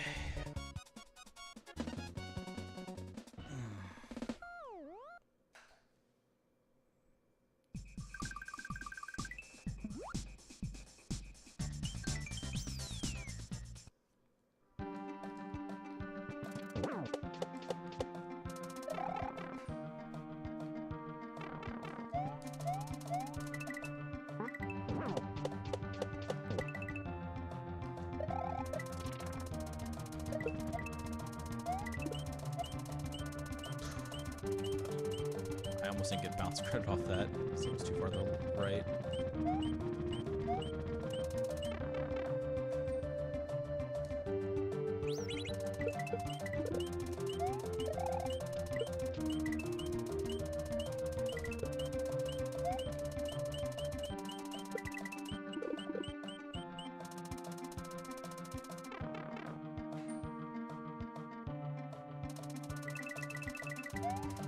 I couldn't go for the PSP. I went to the right. I held right too early. Not by much. I have a specific visual cue for when to hold right. And I felt like I went like 2 pixels early. I tried to release and regrip. Oh, you don't. I just thought you automatically moved. Pretty sure that was a delay there.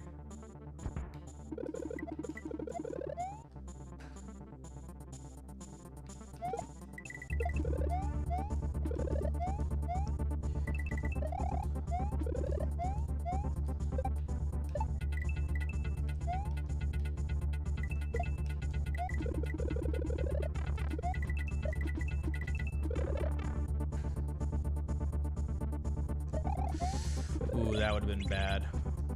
I feel like I almost shorted the jump to like that first little platform.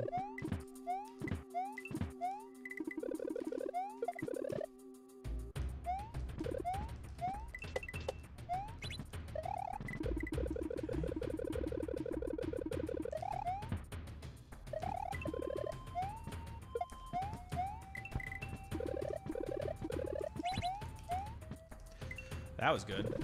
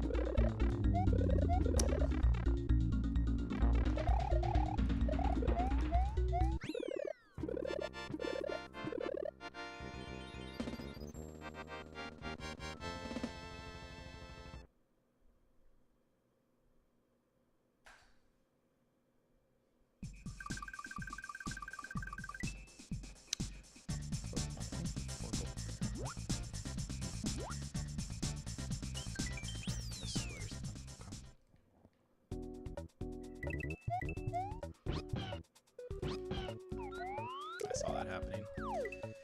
That's classic.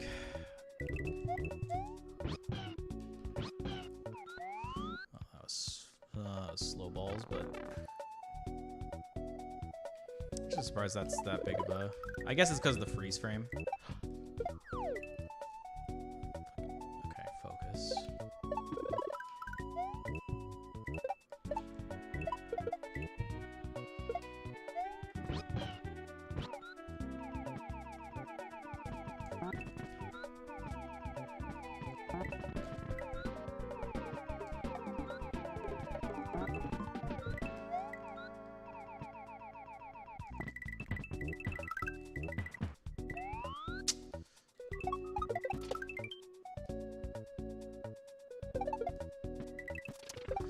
Motherfucker. Okay, whatever.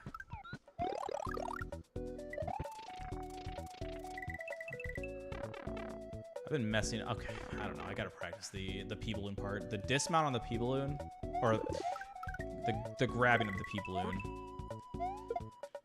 I've not been getting it quite right, and so I've had to do some corrections, which fuck up Yoshi's speed.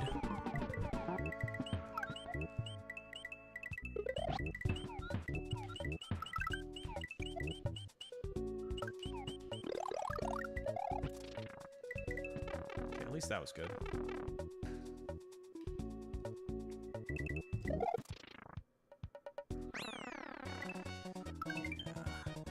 Opening room, a classic mistake. Dumb mistake in the second room. It's on me.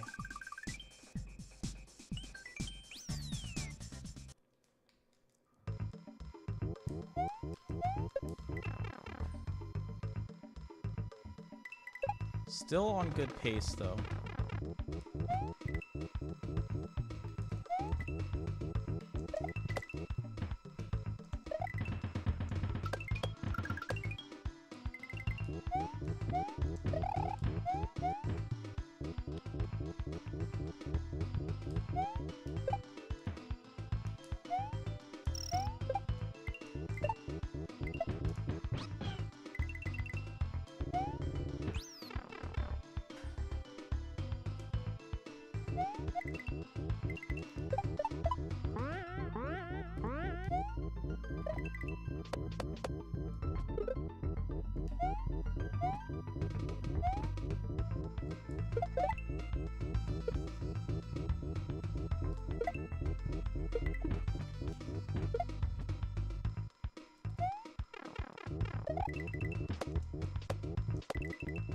Okay, very good.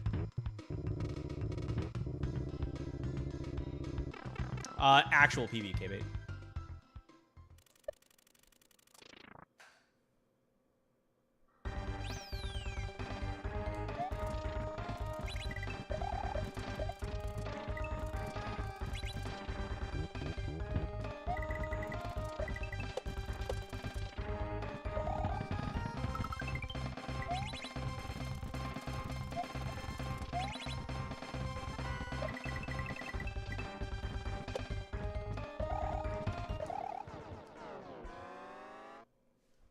Yeah, D-Rust is 3132, the PBs, the 3008, and that's what's on the video right now.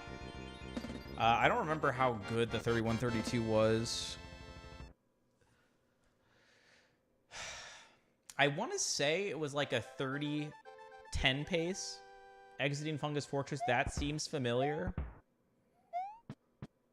If it wasn't that run, then it was... There was a different run that was 30-10 pace exiting Fungus, at least.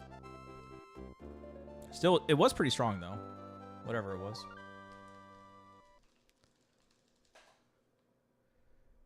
Okay, entering the gauntlet. 2 relatively quick deaths so far.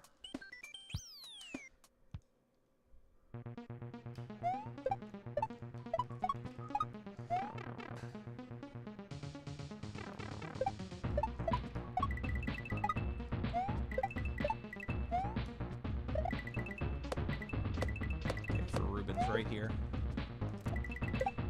I thought I had it. We got it a number of times yesterday. I want to say like 3 times, maybe.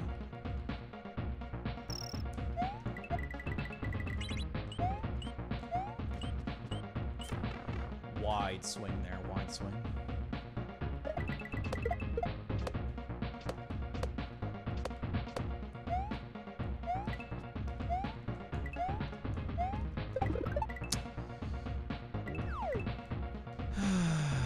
Terrible.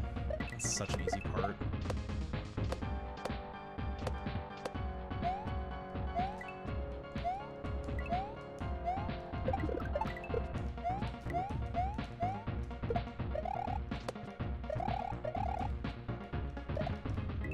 Lost a cycle, but it was the smarter play.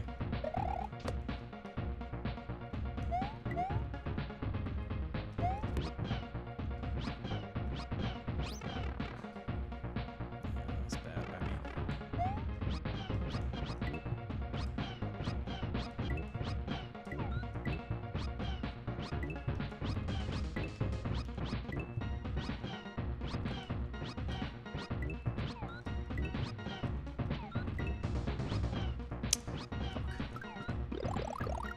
Sloppy.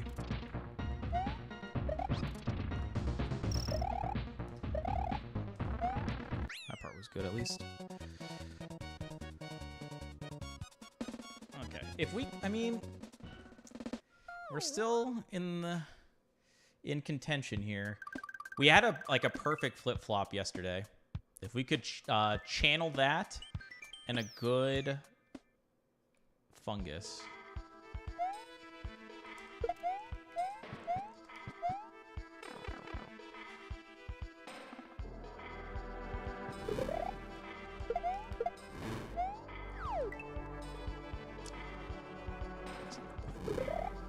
I hate this part.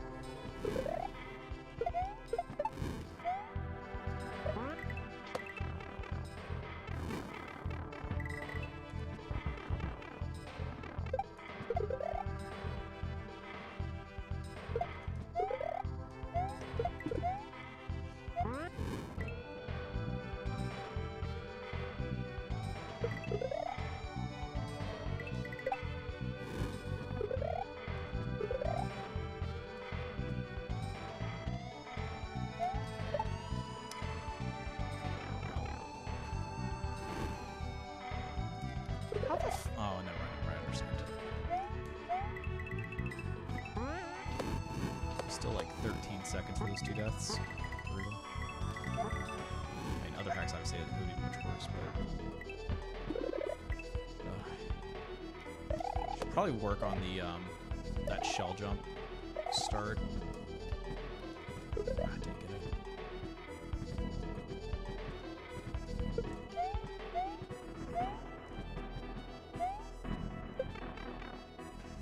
It's a decent recovery.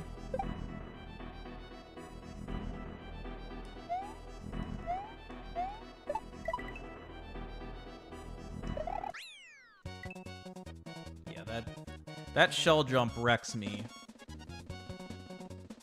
a decent percentage of the time. Like, I really should look into it and see if there's something I can do that would make it more consistent.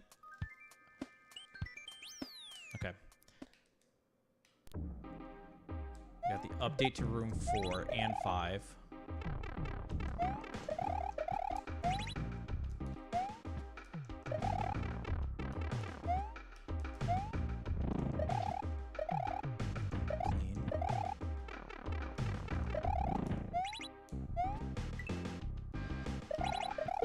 Nice.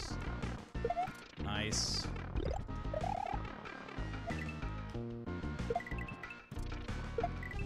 Literally perfect.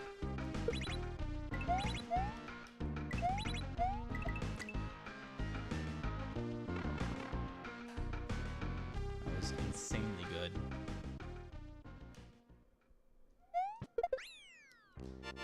Yeah, so the slight delay lets him do the the low throw, spin jump over it, or over the two munchers and the baseball low throw. And then I have the strategy that I use for the one cycle munchers, the loop around, which I have a specific way that I jump through that. And then crashing into that little corner before the chuck, before re-grabbing right, gives you just the right amount of speed at the right time to jump over the top of him and into the pipe and everything like that. And then on the following room, I used to do up, toss, nudge. I'm going to try to start doing that grab, run left, turn right, throw, then jump. Hyper aggressive, I could save an additional 1/10 of a second, but I'm not going to go that crazy because that's a little too risky.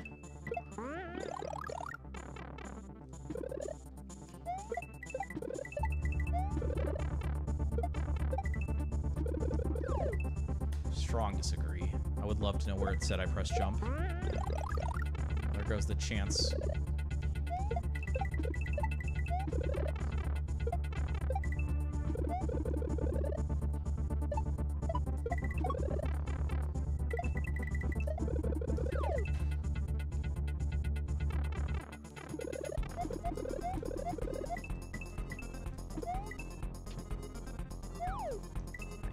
I knew it was going to say I was late on that. Trash by me.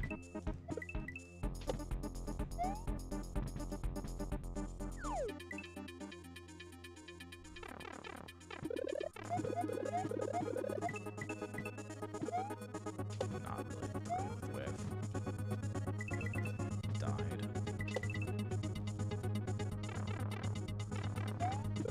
There are deaths that are understandable, and then there's bad deaths. I think a lot of those were in the bad death category, unfortunately. The one at the halfway was intentional, by the way. I'll keep it going as long as I can get the D-Rust, I think. So, that, AK, if we have a good fungus fortress, we'll keep it alive.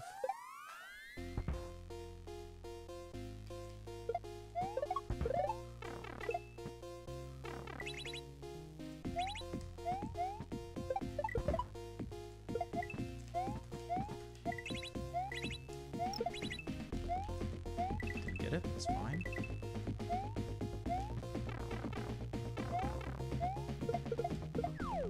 Too early. One more shot. I had everything I needed to. Just needed to not be.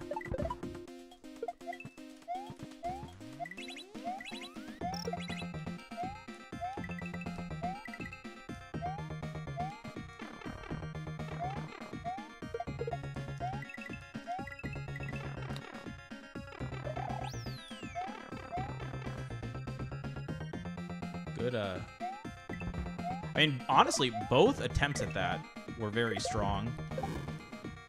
I just somewhat choked it with a slightly early toss on the first attempt.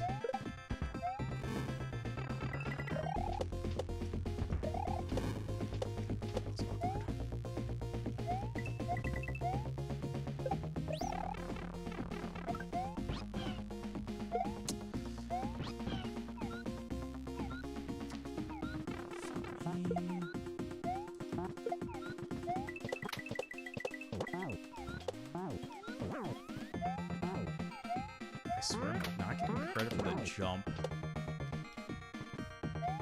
Go back to the practice room on that.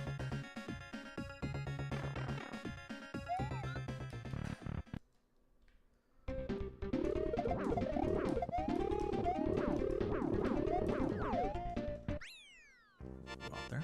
What's up, Ash? Thanks, man. Yeah, we could... If we go clean the rest of the way, we could get a D-Rust PB. It's possible.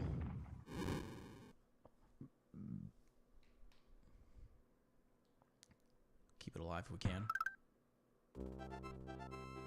So what was the shell jump? Needed work. That would have been clean there. Atomic was perfect, which was nice to see with the new strat. Yeah, you can be, if you're too close to it, the tongue doesn't work.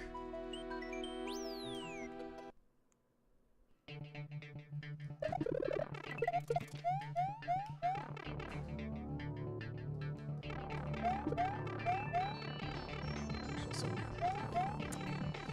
the Yoshi forced eat is not not been doing great lately. Like, we updated the setup, and in practice it was really good. Like, it made a lot more sense. Felt nice and consistent.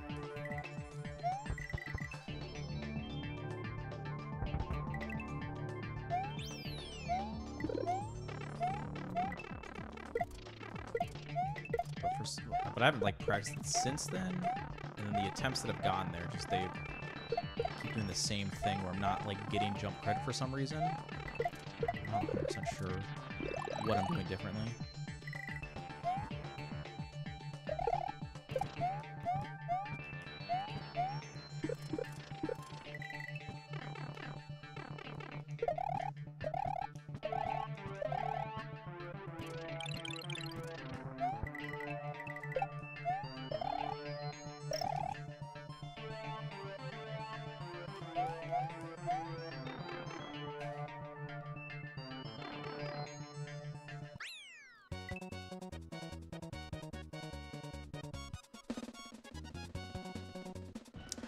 So the reason I do the kick is because it doesn't lose any time, and because the bottleneck is the vine, and it's safer. By up toss nudging, I don't have to worry about my D-pad.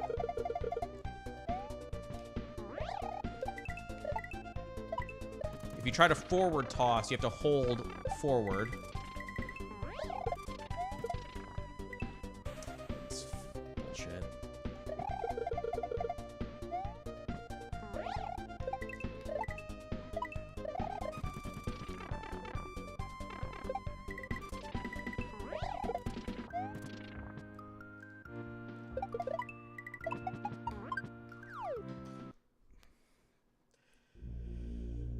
Oh, was I holding jump? Was it? Do you?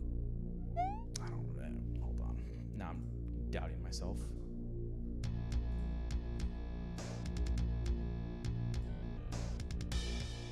Yeah, so by doing the up toss nudge, you don't have the D-pad held, so you don't risk having an accidental up input. Whereas if you do a forward toss, you could accidentally up toss it, and then you might make a mistake as a result of that, not thinking that it's going in the direction you're expecting. Okay, let me go back to Ray of Flight. Do this.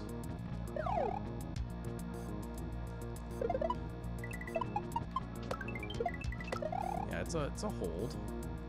So then how the fuck did that not...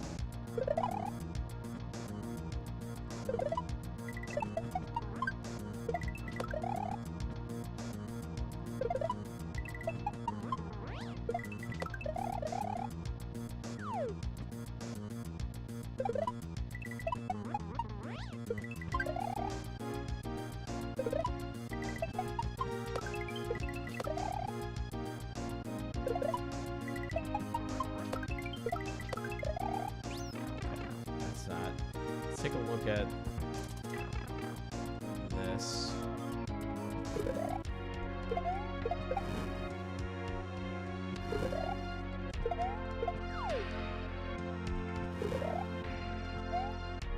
Is there something that I can do?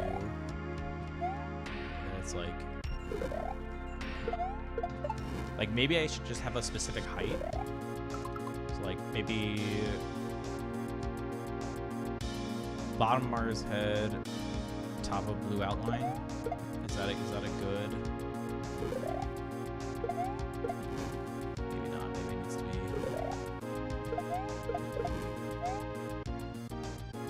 Is there something I can do with? It would be nice if I could do it without.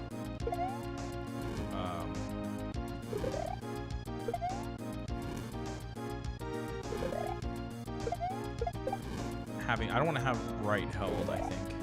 I just want to release.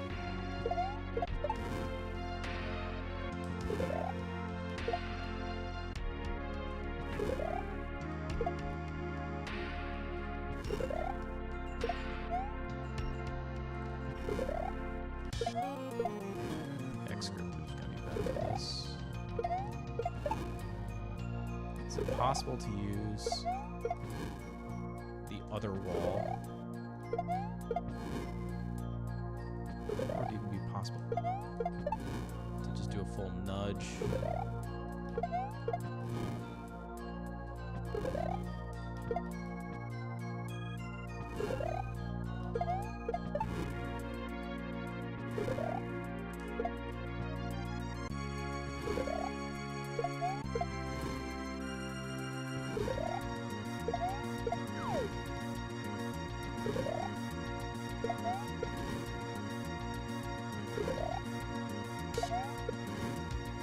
So I see like maybe waiting to be.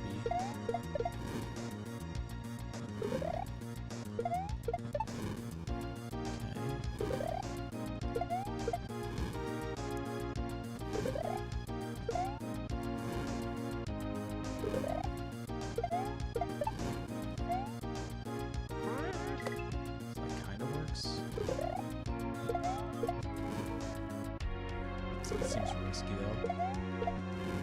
If I try to what if I didn't do? No. I was gonna say, what if I did a min jump and immediate regrab with that? If I did, like, as soon as I touch it, release regrab. It seems like a tricky set of inputs and.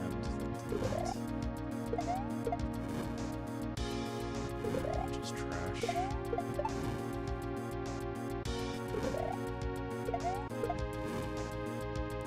Maybe if I get the right. So that one I had unheld.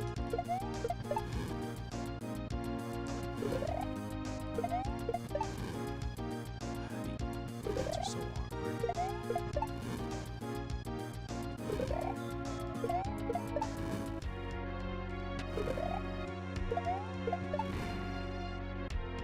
So nudge and then release. Release regrab, I mean. So, yeah, as soon as you nudge it, release regrab. That seems like it's working. That'll give me a strat at least.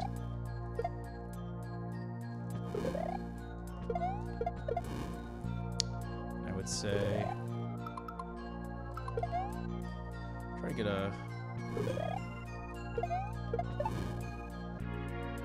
to get as refined as we can. So we're gonna say that Mario's head above the blue outline, and then we're gonna flip, or we're gonna punch left side of Koopa.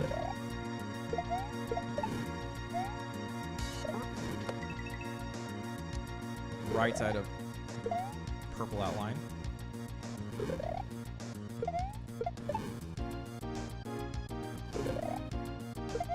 Let's go higher. Top of Mario at or very slightly below the bottom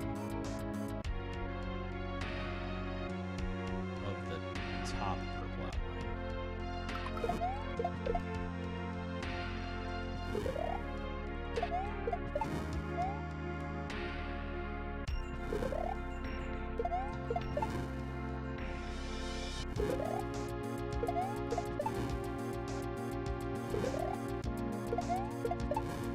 That seems pretty good.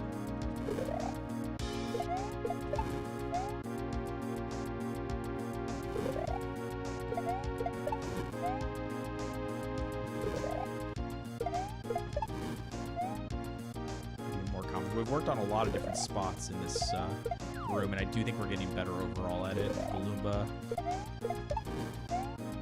Now this.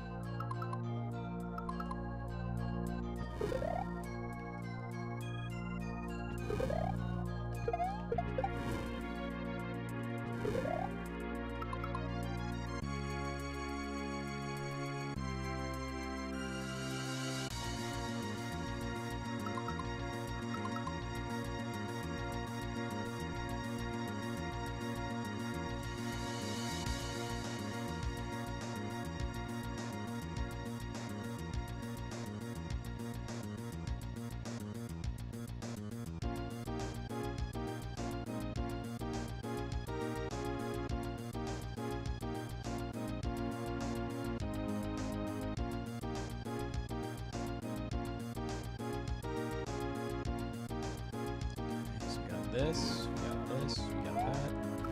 Go immediately max jump.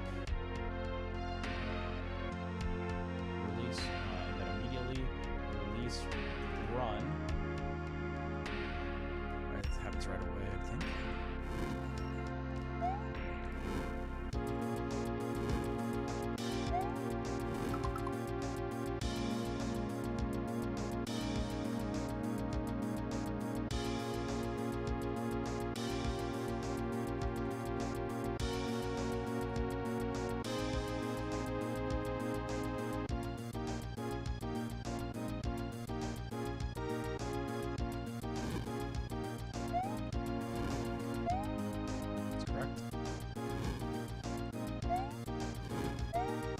Much better about that now.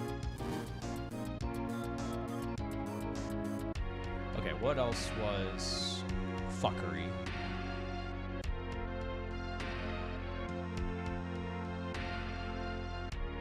Oh, let's take a gander at Glutton. This has been being done. It's not up.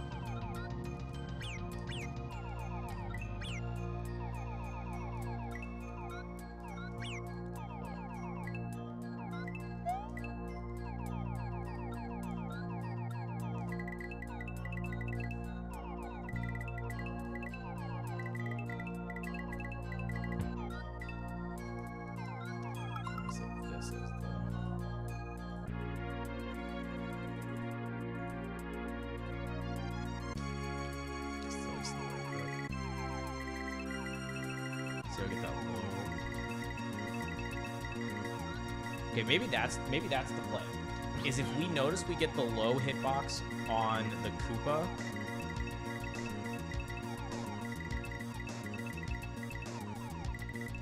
like that. Well, okay. I try to recreate it. My idea is, yeah, okay. So you see right there how we ate the fruit without tonguing, and it like pushed Yoshi up.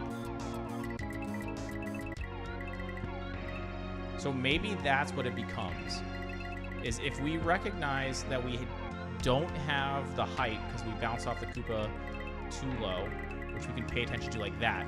So like, I mean, I would have loved to have tested that right there, like try to tongue it. I would like see, I want to see both outcomes at the same time, which is obviously impossible. But like, there's certain times where you can tell.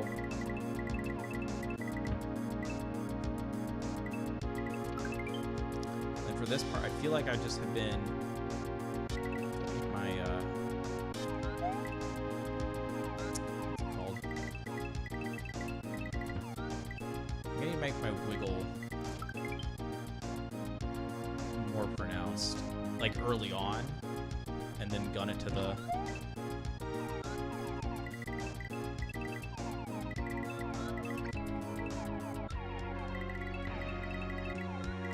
See that? So like doing something like that, I want to get like a slower Yoshi, which is gonna mess up this. Cause like see how it goes through there.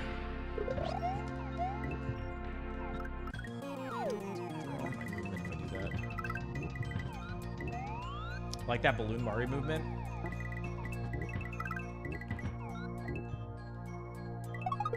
Yeah, this is a nice setup here. And then you end up with this into that. Very, very clean when you get it right.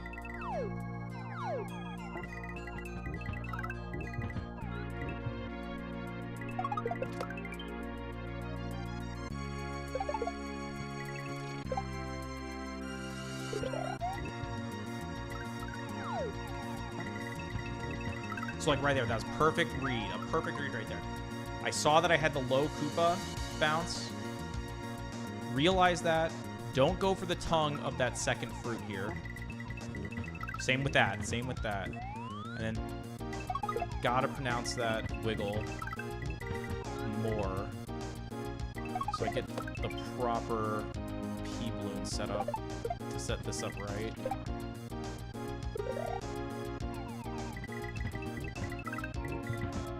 See, I can't be doing the wiggle that late. That's bad. I gotta get out of that bad habit. Question is, when does it happen though? Like, when does the wiggle?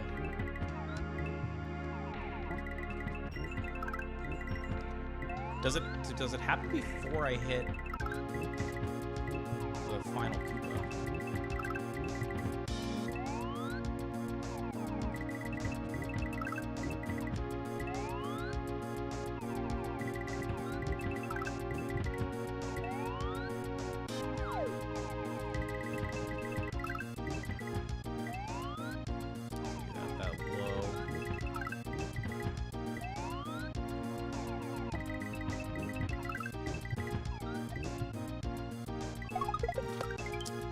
Maybe the wiggle happens as soon as I eat that one fruit that I was working on. This one right here. I mean, that definitely feels like the correct play.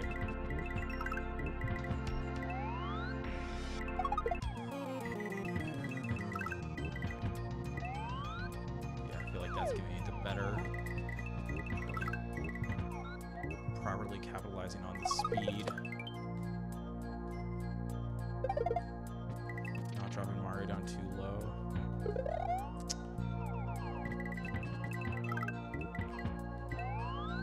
I say that and then that happens, of course.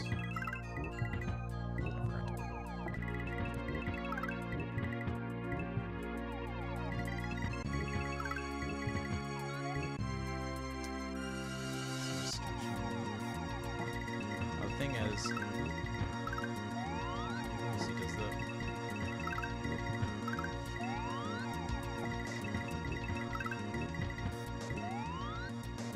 I wonder, does the third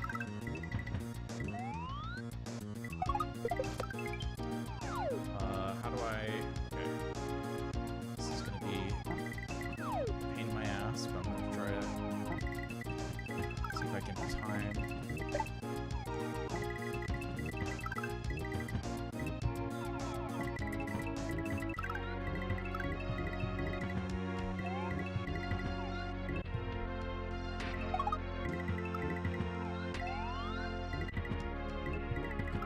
Might be okay to time with.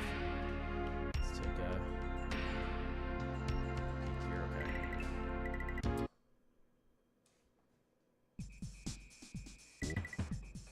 Save that.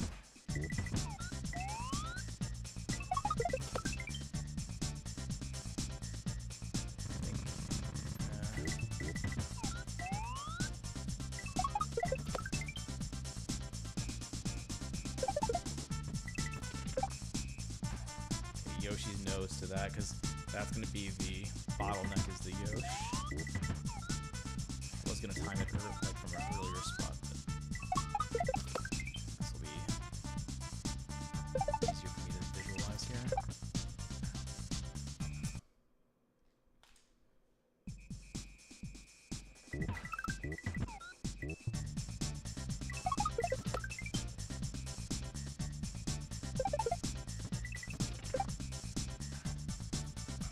Splitter, fuck off.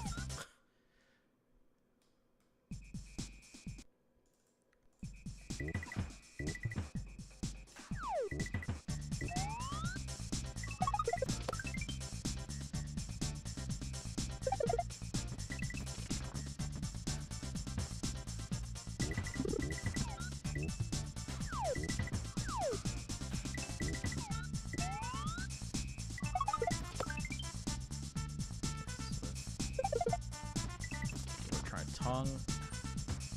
The final fruit here. In theory, tonguing the fruit prevents the freeze frame, which saves apparently 6 frames. That's the idea behind it. But I'm wondering, I feel like the balloon does something weird. Like, I wonder if it's not impacted by the freeze frame, because I swear things are different when you... Well, maybe it's because Yoshi gets pushed up. You might be able to see a difference. Okay, so we're going to call that 2535. Okay. Now let's try. This is just a force, no tongue eat. Okay, it is a difference. Well, I say that confidently only because we did multiple attempts the other way and it never once had a 9-4. Give it a few more tries though.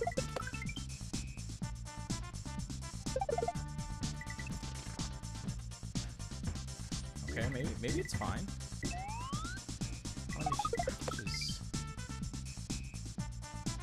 6 frames would be 1/10 of a second, right? So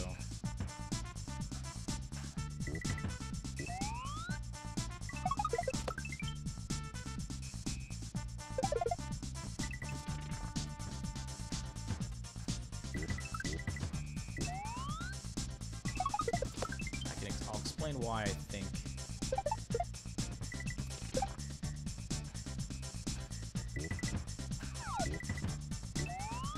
Well, maybe.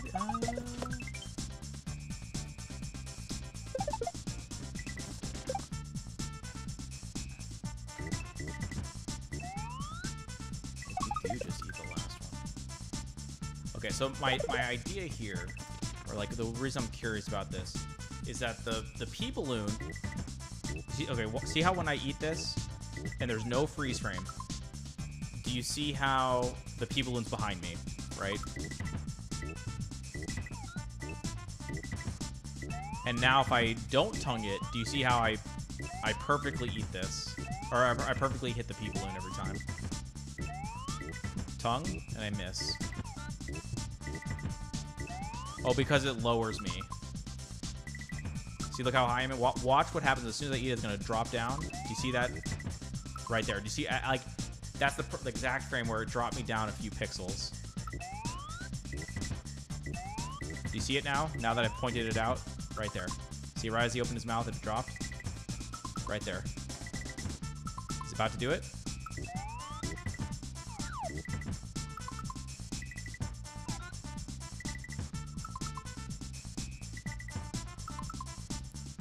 So the few dropped. Okay, so if I imagine if I dropped a few pixels there, that would have hit. Okay, so that's the difference. And so to balance it, we do a wiggle. And then that realigns it while skipping the freeze frame. Now the question is,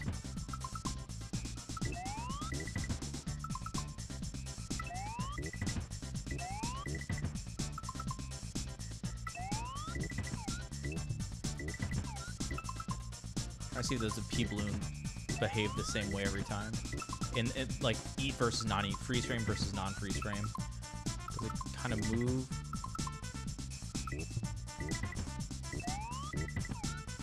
So maybe it is impacted by the freeze frame, but the reason the times end up the same is because I don't have to wiggle.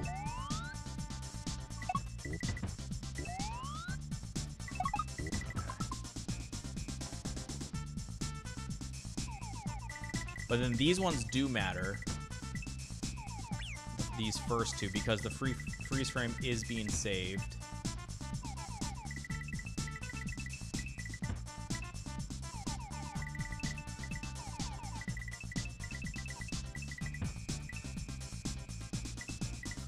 Yeah, I think that's a good change. Okay. We said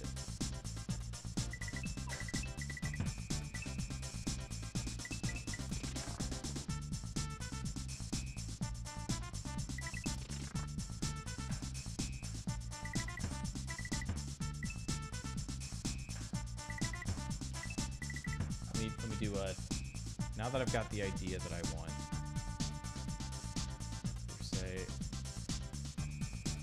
so I would say it looks like it might be a 0.05 delta. So half of the freeze frame time. Okay, let's do it. Let's see if that's,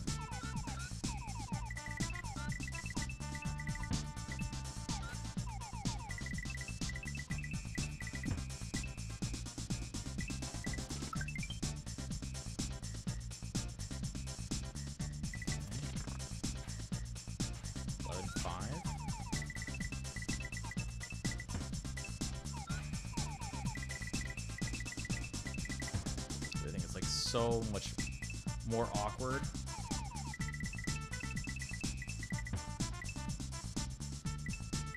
To avoid the freeze frame on that last one. Like just the pea balloon position getting fucky. Causing Mario to go like way lower more often. Hard to recover.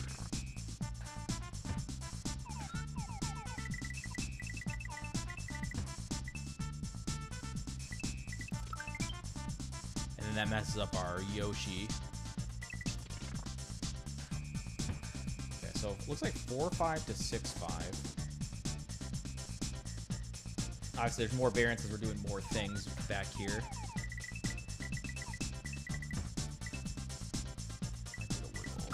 It's not quite valid, but if our idea is correct, we should be very close. Yeah.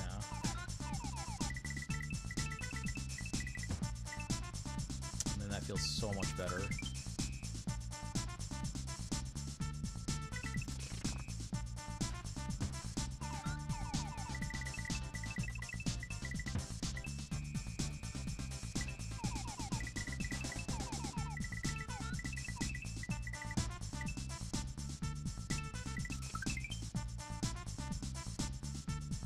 That's a judgment. Yeah. Timing something out right now.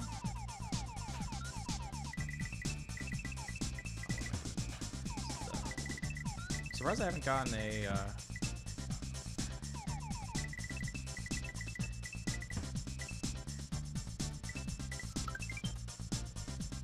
a 9-4 or at least a 9-5. That's what I was expecting to have, at least some instances of that being just 0.5 off. Although that one I think I got freeze framed on. I don't think I got my tongue credit there. Okay. Okay, good. So it looks like it holds. Oops. Even from all the way back here with more obstacles being like added into the timing, it still produces the same result, which I think shows that we were fairly accurate there. Okay. So, let me write this in. I think that's how we want to do it now. What is this? Glutton's Grove, Pea Balloon, Yoshi.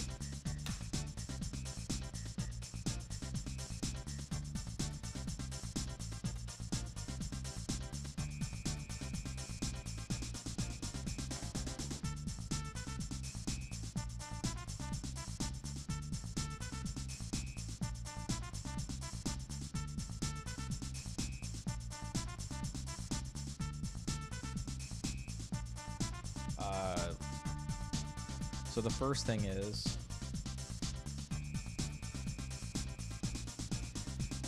on the second Koopa, or sorry, on the first Koopa, if you get a low hitbox, don't try to tongue the fruit. Instead,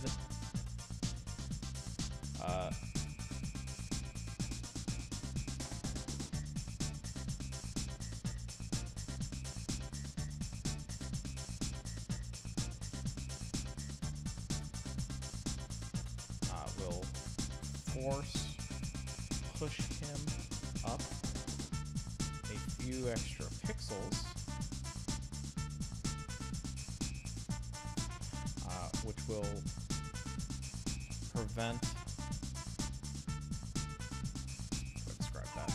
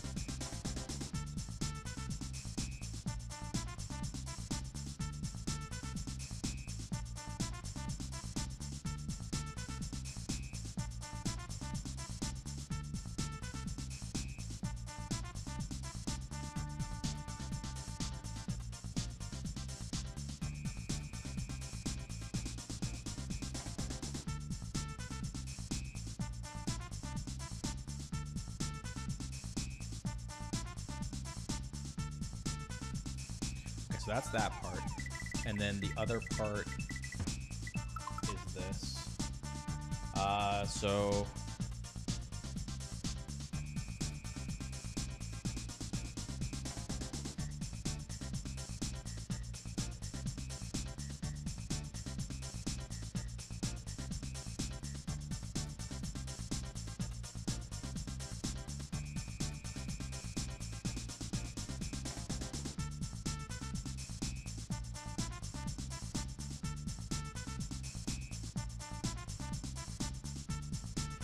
say, do not tongue the fruit and do not wiggle.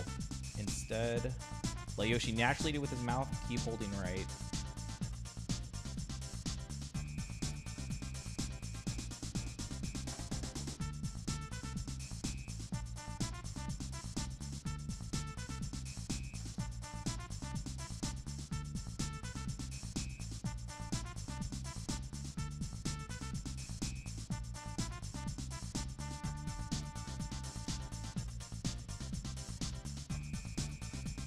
Okay, so timing comparison. This was 9.25, 9.35. Was tongue wiggle plus tongue the fruit, and then this one was 9.3 to 9.4. Was no wiggle, no tongue.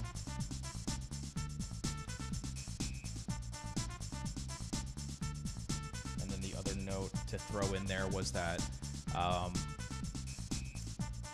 Naturally eating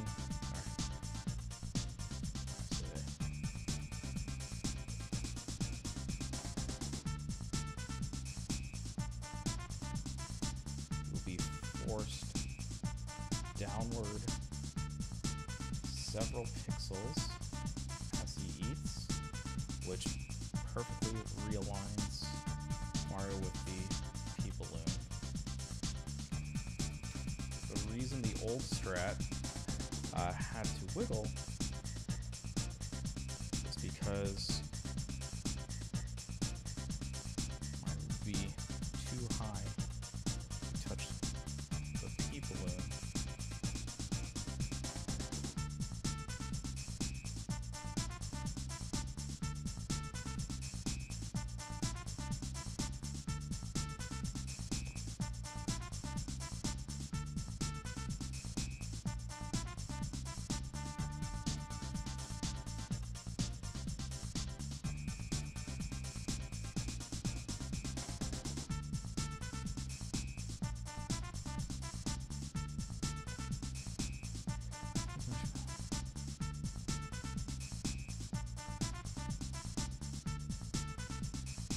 Although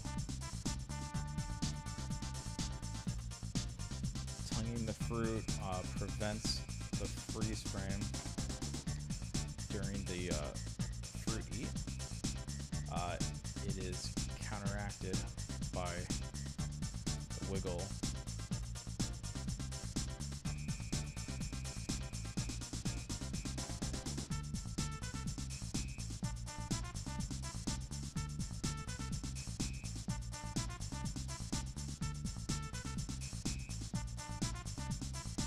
Okay, I think I got it written down perfectly now. Beautiful. Go like this. Oh, what the? Oh, that's the other thing I forgot to write down.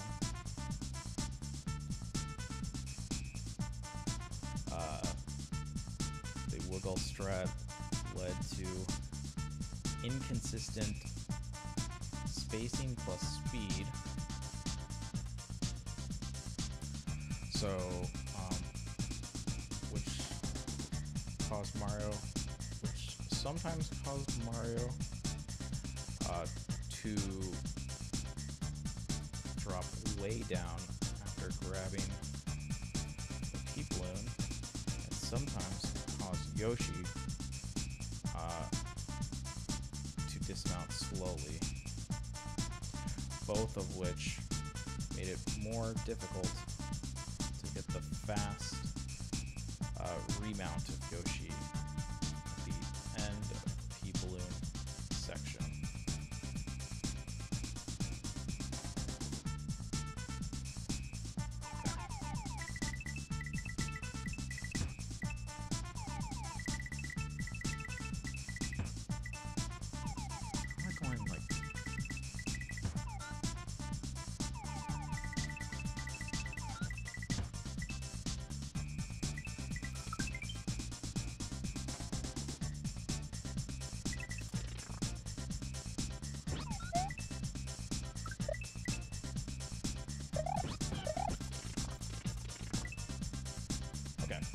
that's good. So we changed this. We changed flip-flop.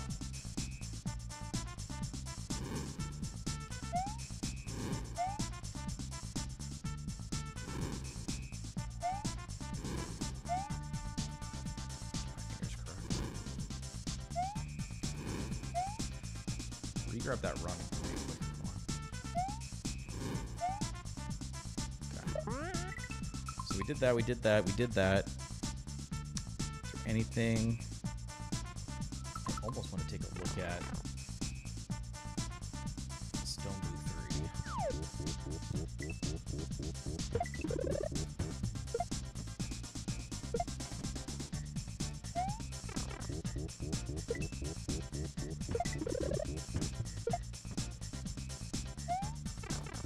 Just right hand up in the corner.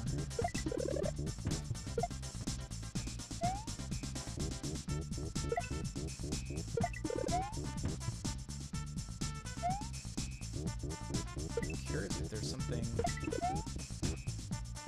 like if I just always, let me reload this room.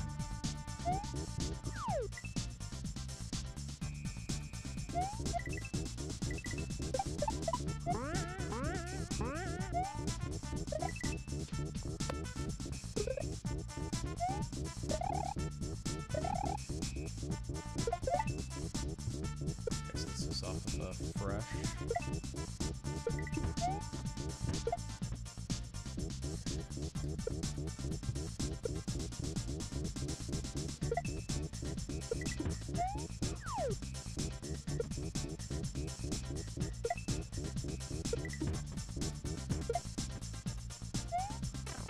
So there's something special about that? Is that just getting lucky?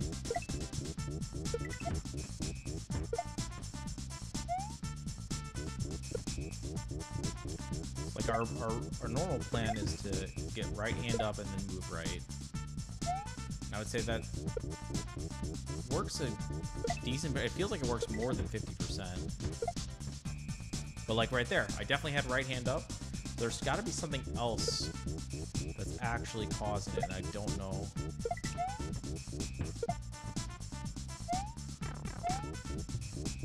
Something where we just say fuck it and we just go, we just pray. It's like both of those times it worked. And clearly we're in a save state right now where you can mess it up. So like that time it worked when I'm doing the old strat where I rearranged the hand. But like right there, I rearranged the hand and it didn't work.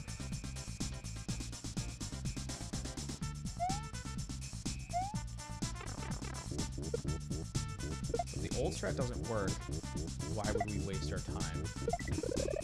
Right? We should just go.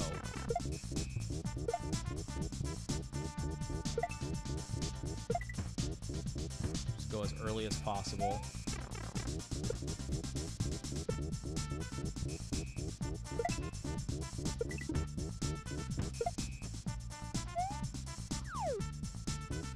One thing is, it looks like it's like messing up my dismount queue a little bit.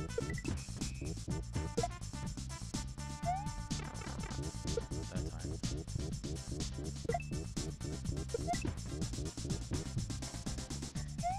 I mean, this would make it faster. No doubt about that. Not having to set up the hand position.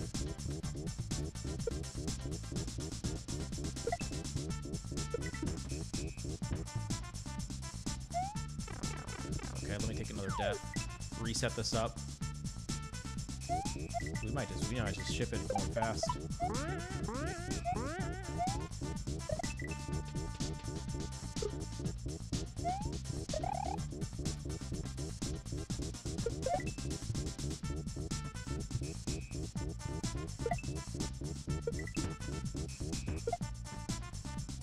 Yeah, I think we do that.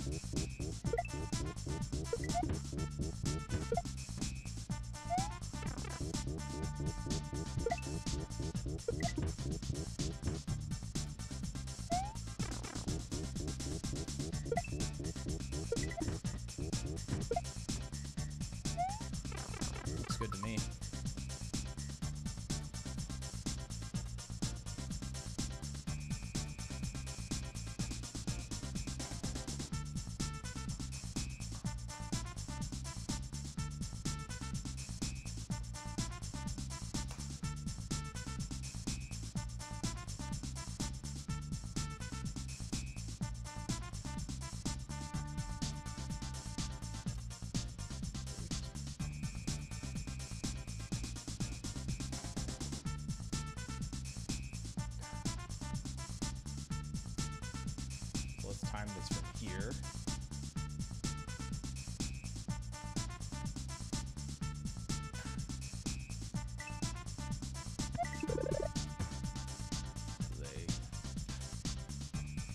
Gonna go for the old strat first.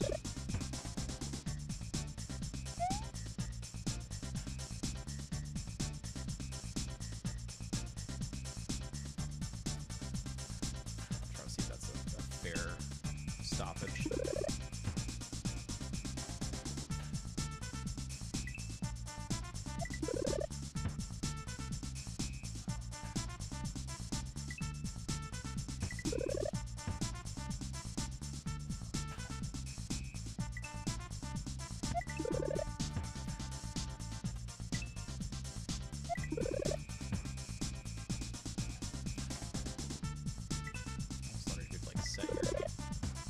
Set your hand. I might put this one too fast. Like I have to like set it there and then go.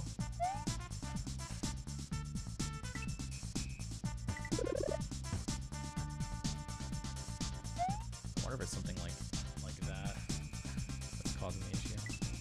6585.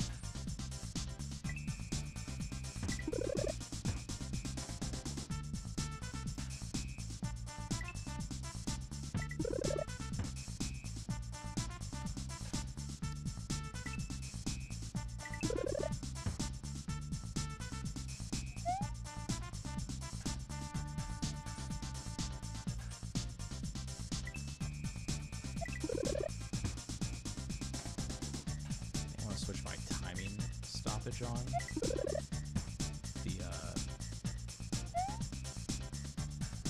That's gonna be more accurate.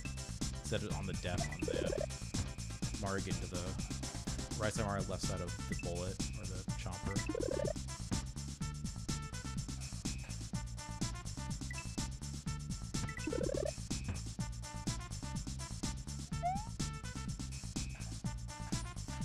7.657. The other one was like 7.75.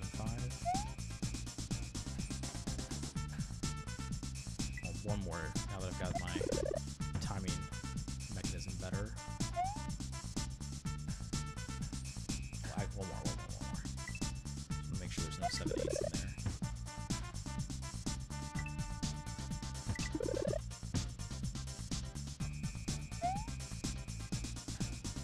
Okay, 6.575. Let's do the no stoppage. So you can get wrecked with it. I mean, we're getting wrecked with the other way anyways. So this is not about the getting wrecked. Oh my god, look how much faster it is too. Just say fuck it and get lucky.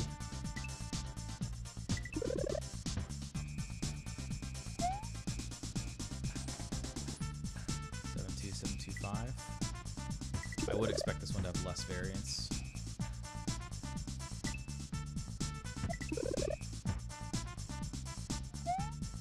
Ooh, you know what it might be as well? But that time I didn't release right. Whoa. How is that one that? Okay. Didn't work as I thought, but still, I don't no idea how I got.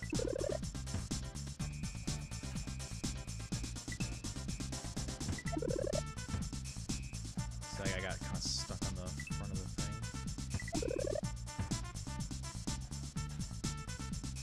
There's something. I think there's something here.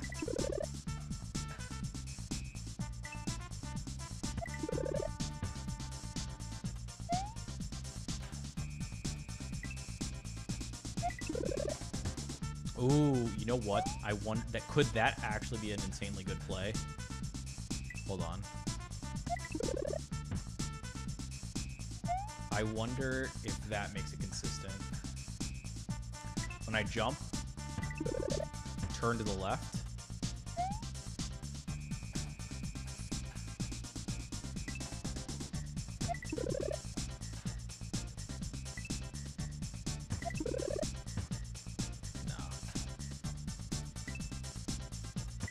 It's possible I didn't do it. No. Okay.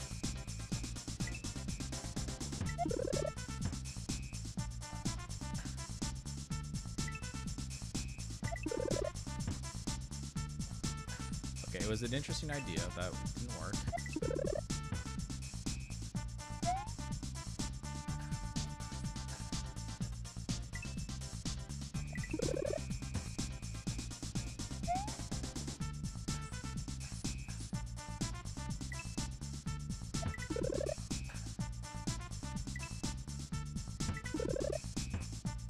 I still like it overall, though.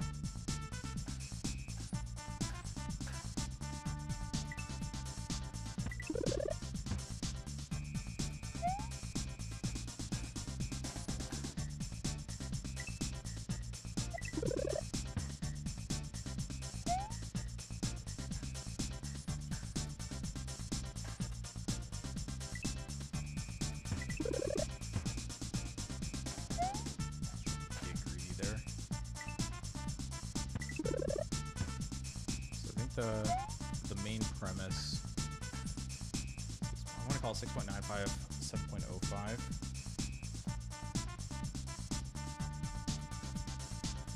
I think we had enough samples in that range. I think that's valid.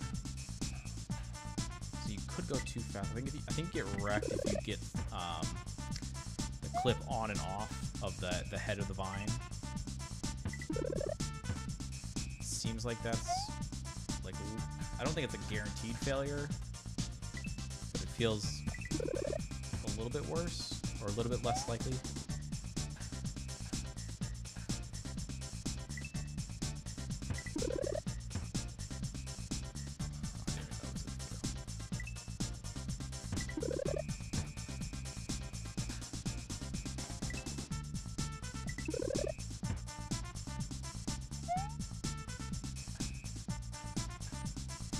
Getting any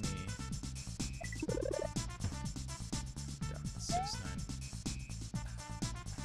Oh, what am I just realized? I should be fast falling.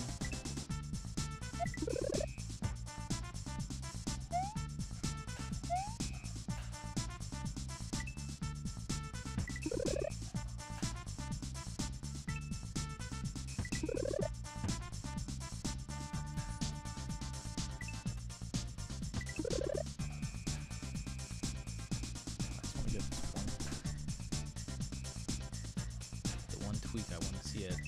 Come on.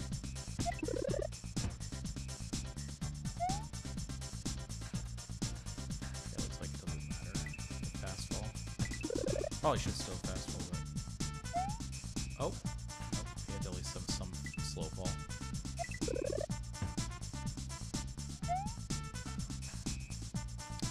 Is it possible that it's having upheld is bad? No.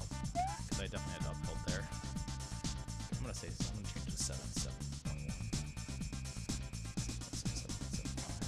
or 7.6. Okay. So this would save 0.55 point.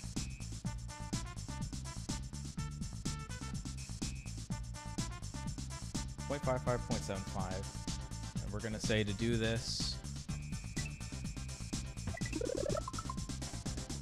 jump from the lower vine to the upper vine with a left-right wiggle.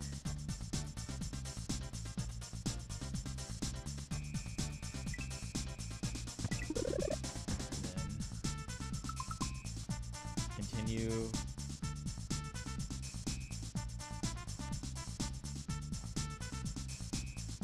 moving to the right without stopping.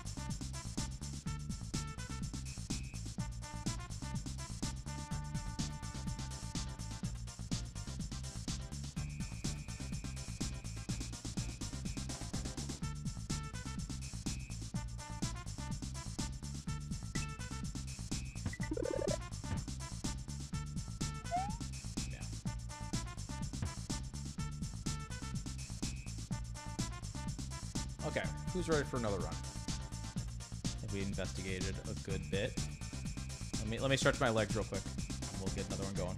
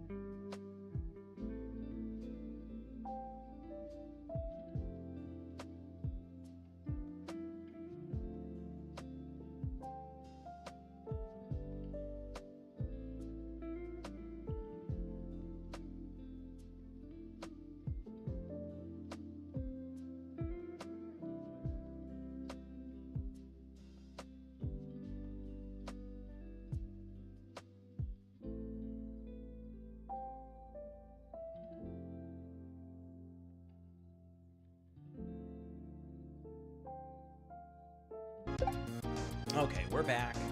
We've got hot runs to do. Well, there haven't been too many hot runs today, unfortunately, but we've done some very nice investigation. I'm actually kind of happy with what we've looked into. We did Atomic Dip Tunnel at the start of stream, fixed up 2 different rooms. The one time we got there, it was beautiful. Then after that run, we did Flip-Flop Fault, the shell jump, which had been very sketchy, right? I think we nailed down a methodology that works. Now, I'm not saying the methodology is necessarily easy to execute, but at least we have something that I can aim for. It's not just kind of like a shot in the dark. So I'm excited for that, to see how that works out. And then the Glutton's Grove, better understanding that P-Balloon portion. We had done an update since coming back to this run to reduce the freeze frames. When you tongue the fruit, you lose 6 frames. And we tried to incorporate that concept into as many fruit as possible in the run, including an Everwall. But that one at the P-Balloon and Glutton, by tonguing the fruit and avoiding the freeze frame, it was throwing us into a weird, like we were offset from the P-Balloons, then we had to do a wiggle, and that caused variation from attempt to attempt, both in Mario's Y position and Yoshi's speed. So it was good that we tested it out, confirmed we don't need to do the freeze frame skip. Technically, we might be losing 0.05, but it's not the full freeze frame. It's like 3 frames. As opposed to 6. But it's way more consistent.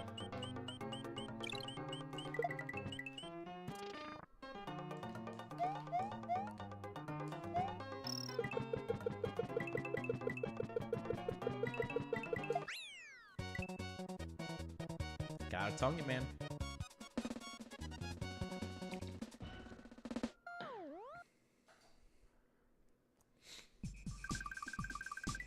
And then, what else? There was another thing that we did.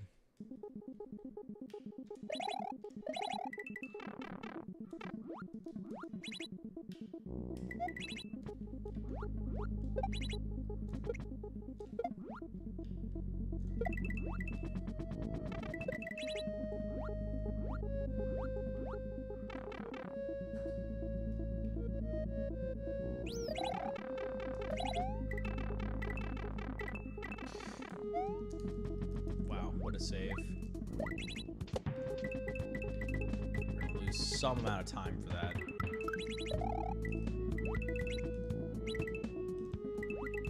But at least we get to keep the run alive.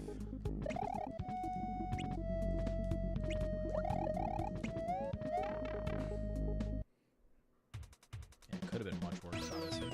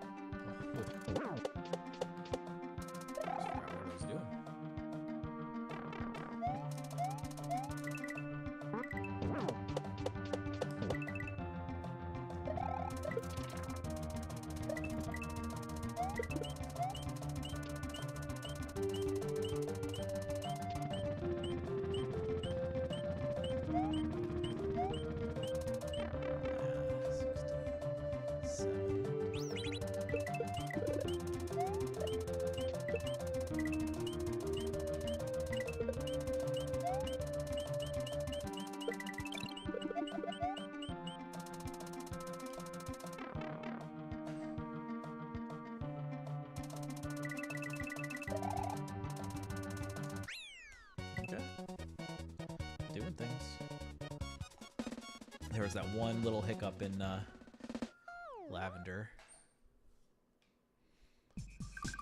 But otherwise, been a pretty clean run so far. This is halfway through.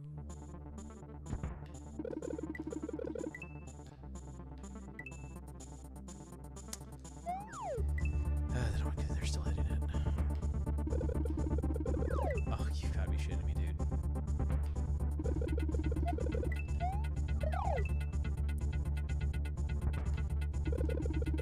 Can I fucking... I'm gonna reset this, by the way, but... No, it's like this.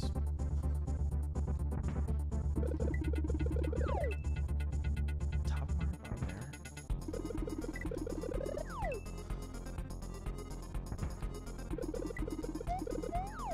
Why are my visual cues not working?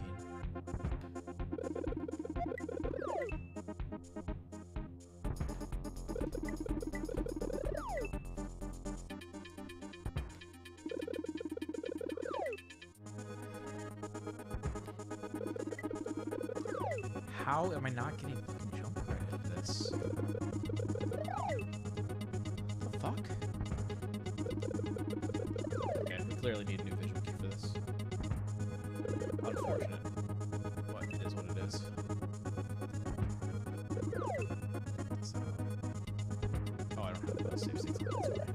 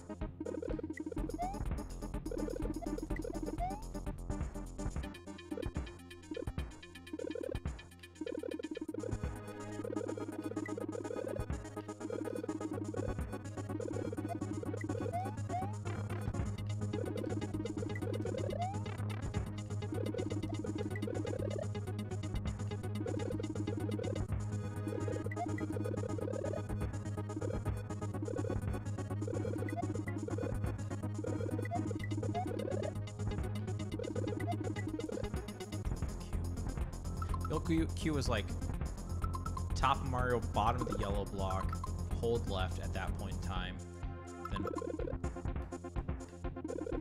and then switch to, or then was it release jump when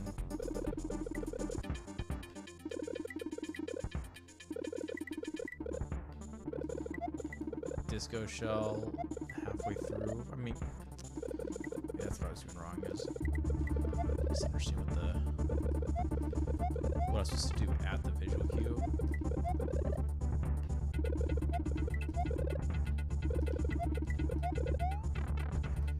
I guess.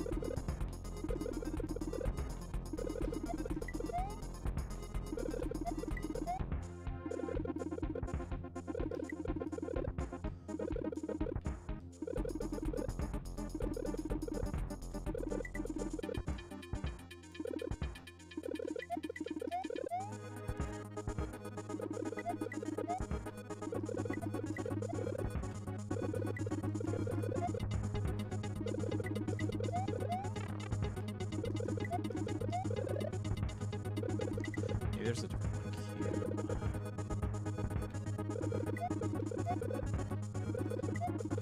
When I see the...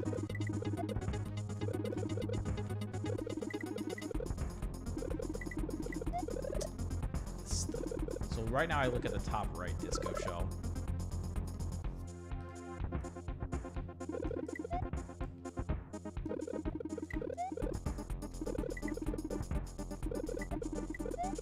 Maybe I can look at the bottom left, like the blocks coming out.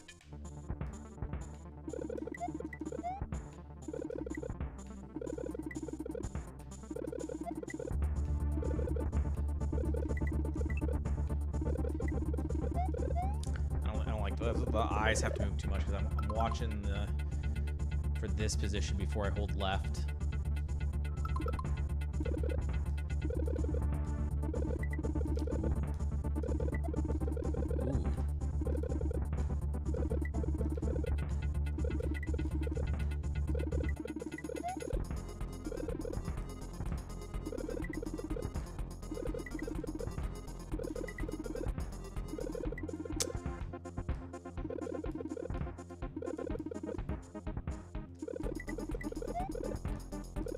That doesn't.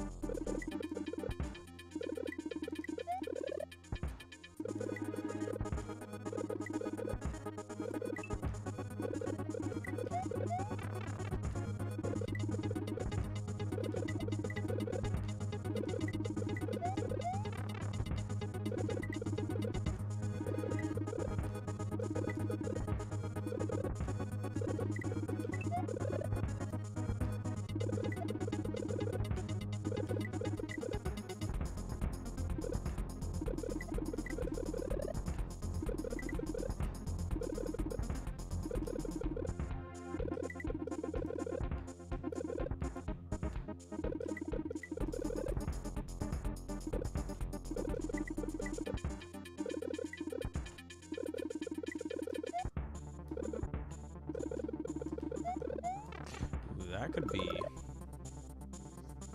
Mario's nose, bottom of coin.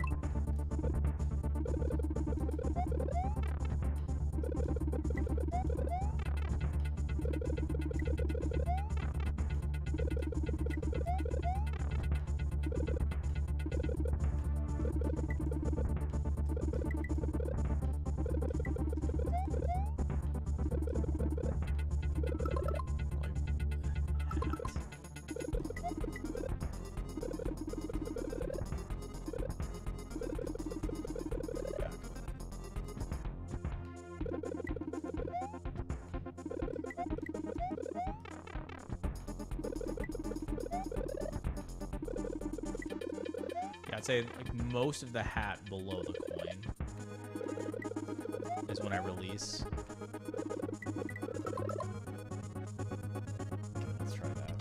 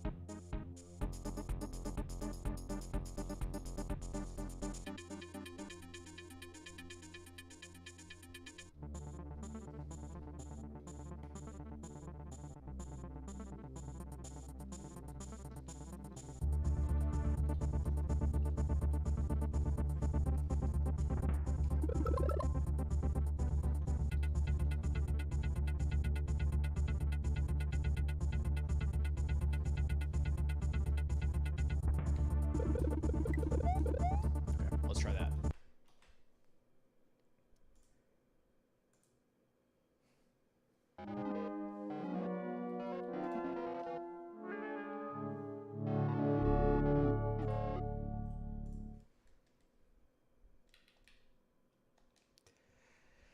Whew.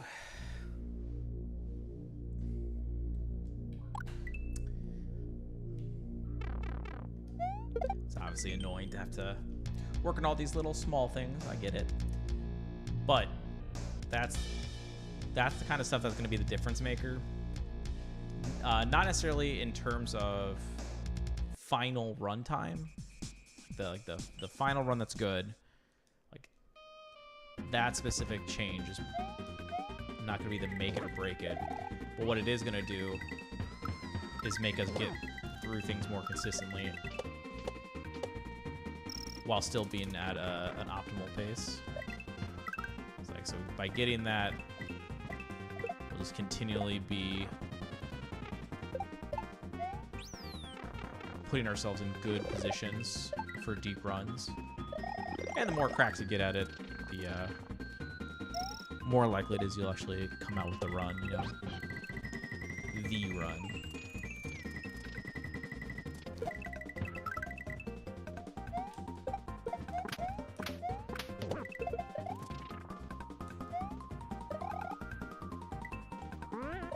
Nice, 29. Let's go.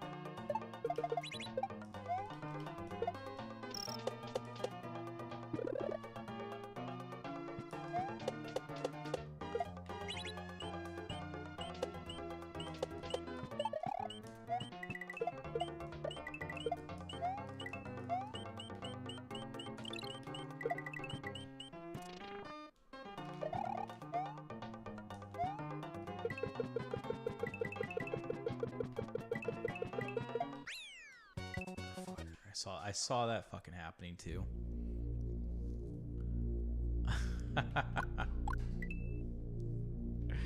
Enjoy.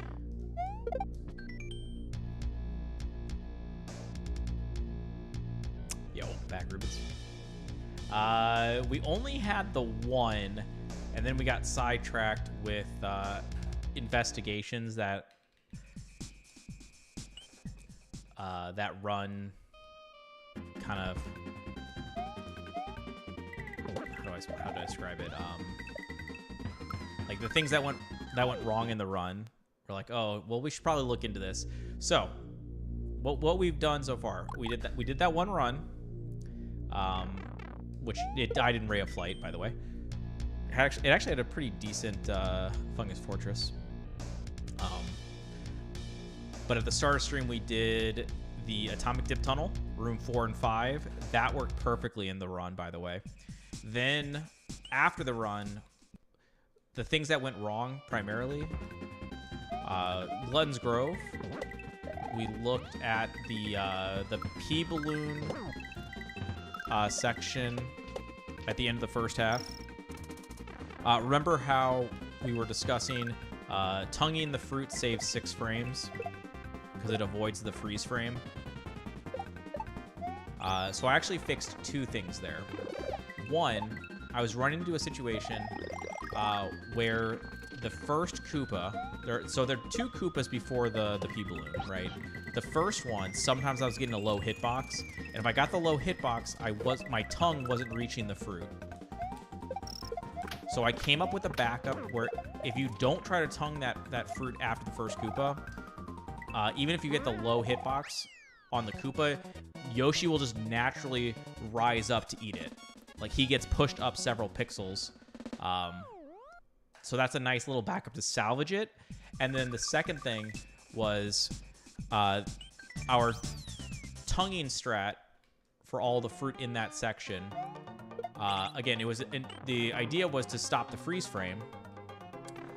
But as a result of that, it messed up Mario's position relative to the P balloon. So to counteract that, we added in a quick wiggle. Now, the problem with the wiggle is that by its very nature, it's going to be inconsistent. So I looked into it and came to the realization that we shouldn't tongue the final fruit before the P-balloon. Because think about it. What is a wiggle? A wiggle is a stalling mechanism. You're adding in opposite direction movement to allow, in this case, the P-balloon to continue moving to the right. Not by a lot, obviously. We're doing a quick wiggle. But, I mean, if we're adding in a wiggle, we're giving away the time save of that freeze frame skip. And so I did some timing on it. 6 frames should be 0.1 seconds, right? Because 60 frames per second, right? So should be a 1/10 of a second. If we do the freeze frame skip and the wiggle, it ended up being like 0.05 seconds faster on average than not doing the wiggle, not doing the skip, the freeze frame skip. So half of the time save, essentially, we were giving up to do this, the freeze frame skip, and I felt like that wasn't worth it, considering it messes up Mario's Y position. Like, there were times where Mario, when he grabs the P-balloon, he just goes like way far down, and that's so much less likely if you don't do the freeze frame skip. And then the second thing was that because you have to wiggle for the freeze frame skip, Yoshi gets dismounted at different speeds, which also messes up like the ending part. So there were 2 different ways for bad things to happen, and it only saved 0.05 on average.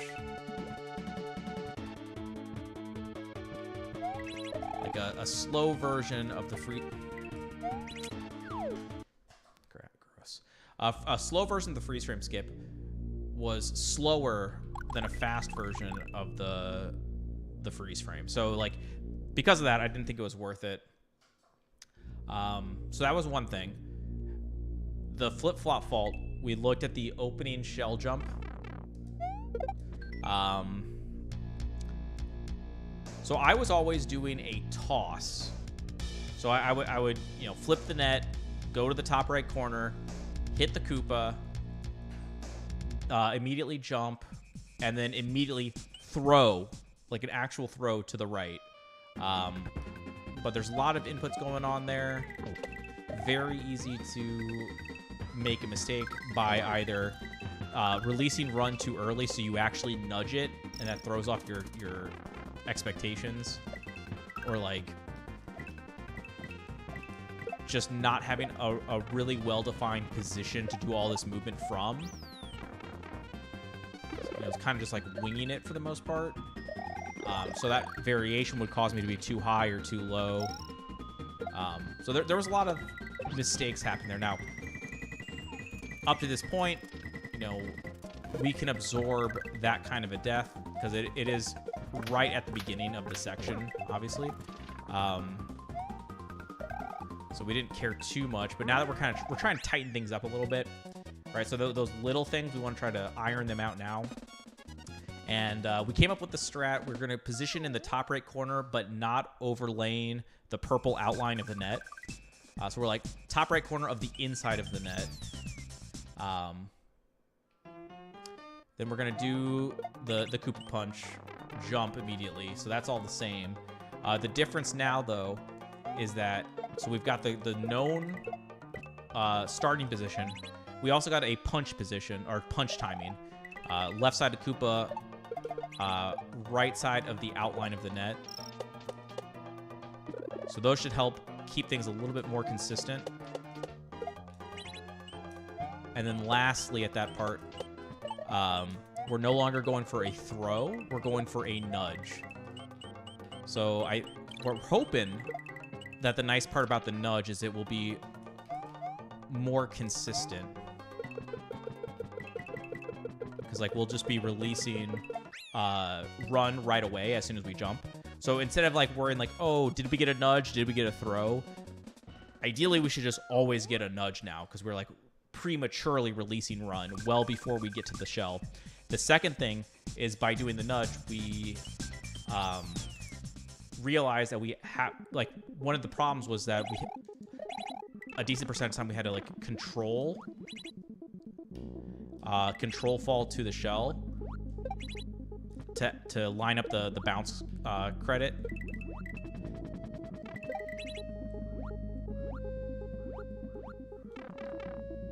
So on top of the nudge, we added a setup of immediately release and regrab run, or sorry, jump. Release and regrab jump as soon as you make contact with the shell. And that perfectly realigns Mario to bounce off of the shell. So I think those series of changes will really help there. Only time will tell, obviously.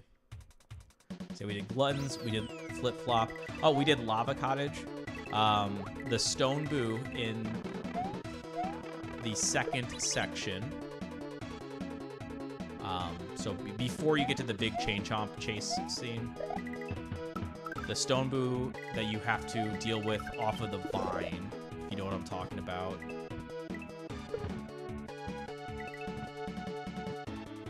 Right, it's very annoying.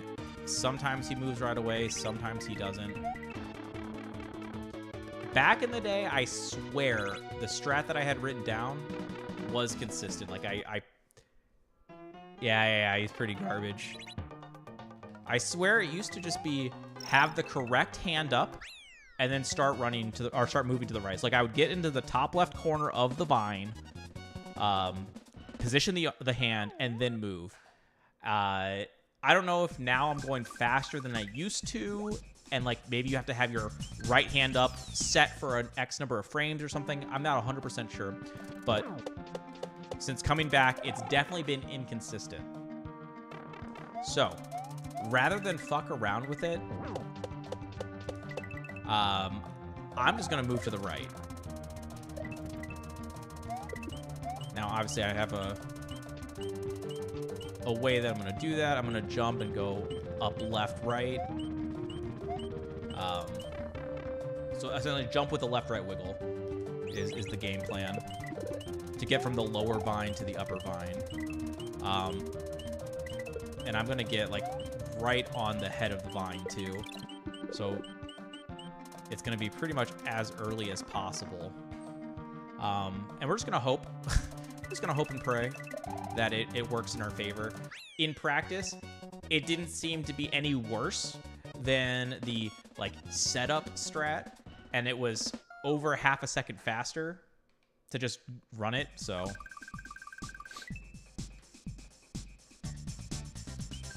yeah, that's what we're gonna do there. What did I do here?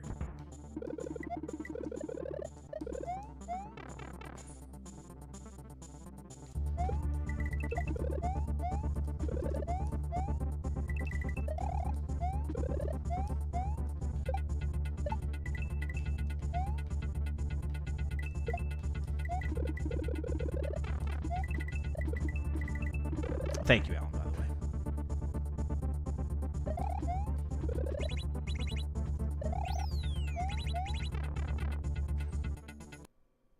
And we haven't gotten the gold. Like, I actually forgot to get a gold IR for that Lava Cottage room.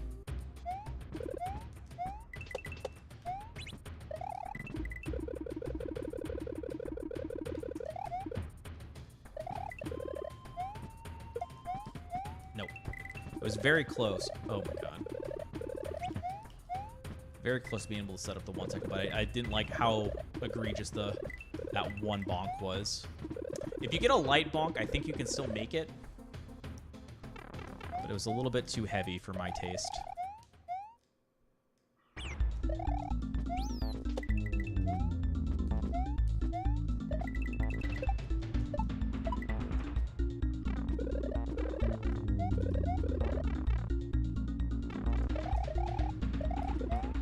Yes! That is what you like to see there. That's how early you can get it.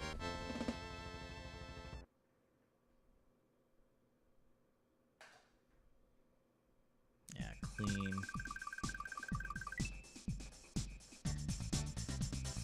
Okay, let's see if the updates here were successful or not. Never judge it by the first attempt at it, though. Oh my, are you shitting me, dude? After getting the slow speed and I...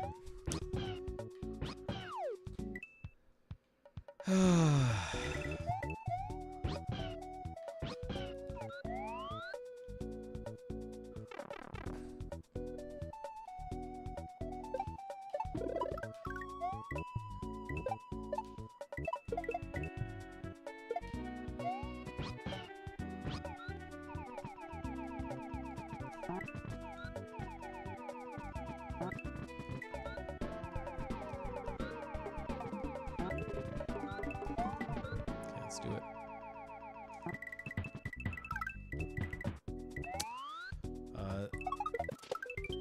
Somehow I got... that was weird. I was able to salvage it.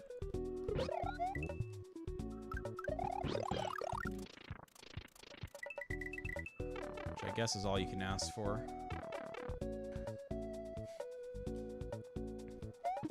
Like, I wasn't supposed to have to do the wiggle after the first Koopa, but... I swear it wasn't going to line up.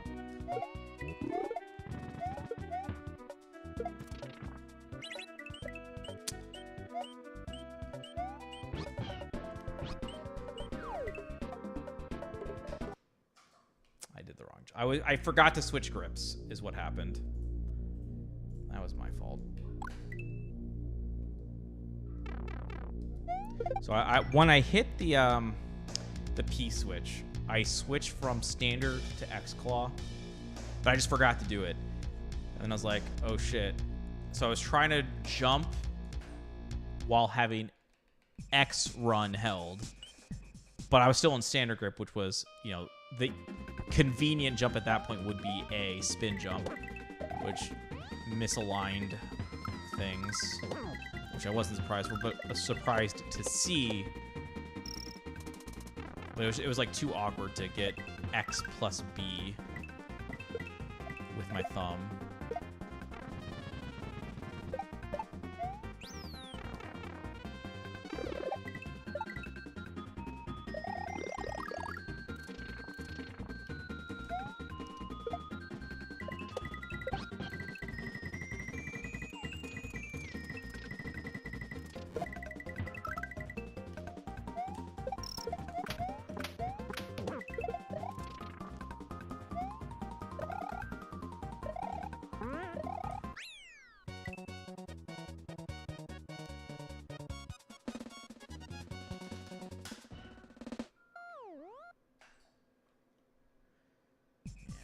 It might have to be a next stream thing, but maybe we'll do a midweek stream. I feel like we haven't done one in a little bit. I feel like I've been so busy lately.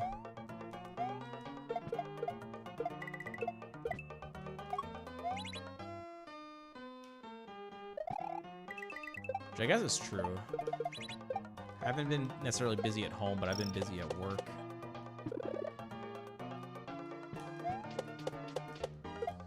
Was a day. Actually, I think there was a day where's the jump button? Hello. A day last week that I was I worked till like 10 p.m. So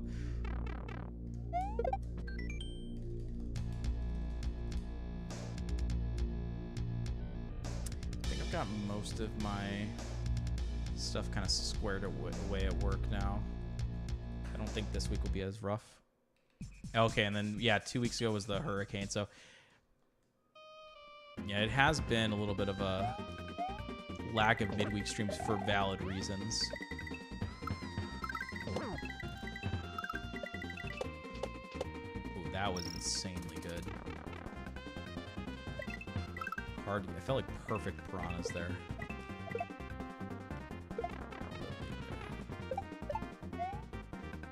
Wasted it with that bonk there again. Fuck that.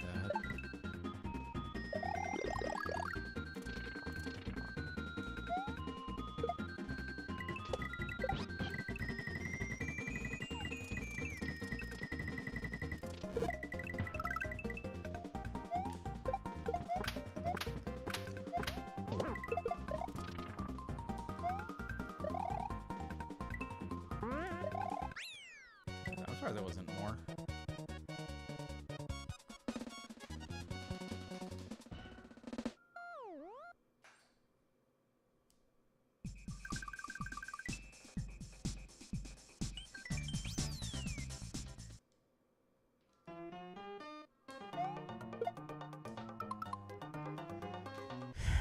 Okay, last one. The next one that gets out of level 1 is the last one for the night.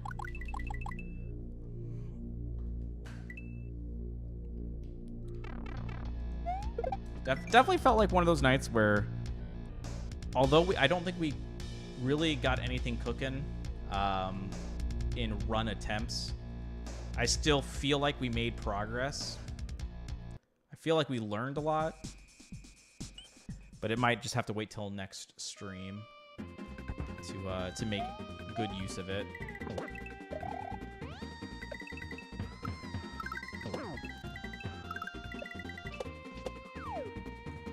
Okay, last one regardless. Oops.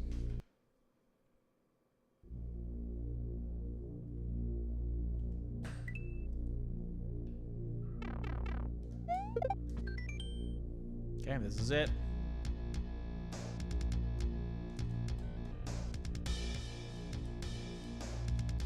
Try my best to do a midweek stream.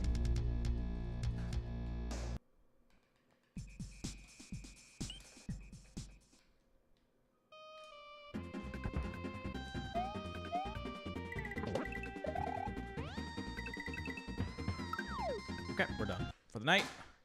Sorry, guys. Wasn't happening tonight. Just weren't quite playing well enough, but like I said, we learned a lot. There's a goal to be had. We should be able to get to 2845, like 0.5-ish, when we get the lava cottage in there. But yeah, that'll do it for me for tonight. No raid tonight. But like I said, I'll try my best to have a midweek stream. Thank you guys for watching. I hope you guys had fun. And until next time, peace out.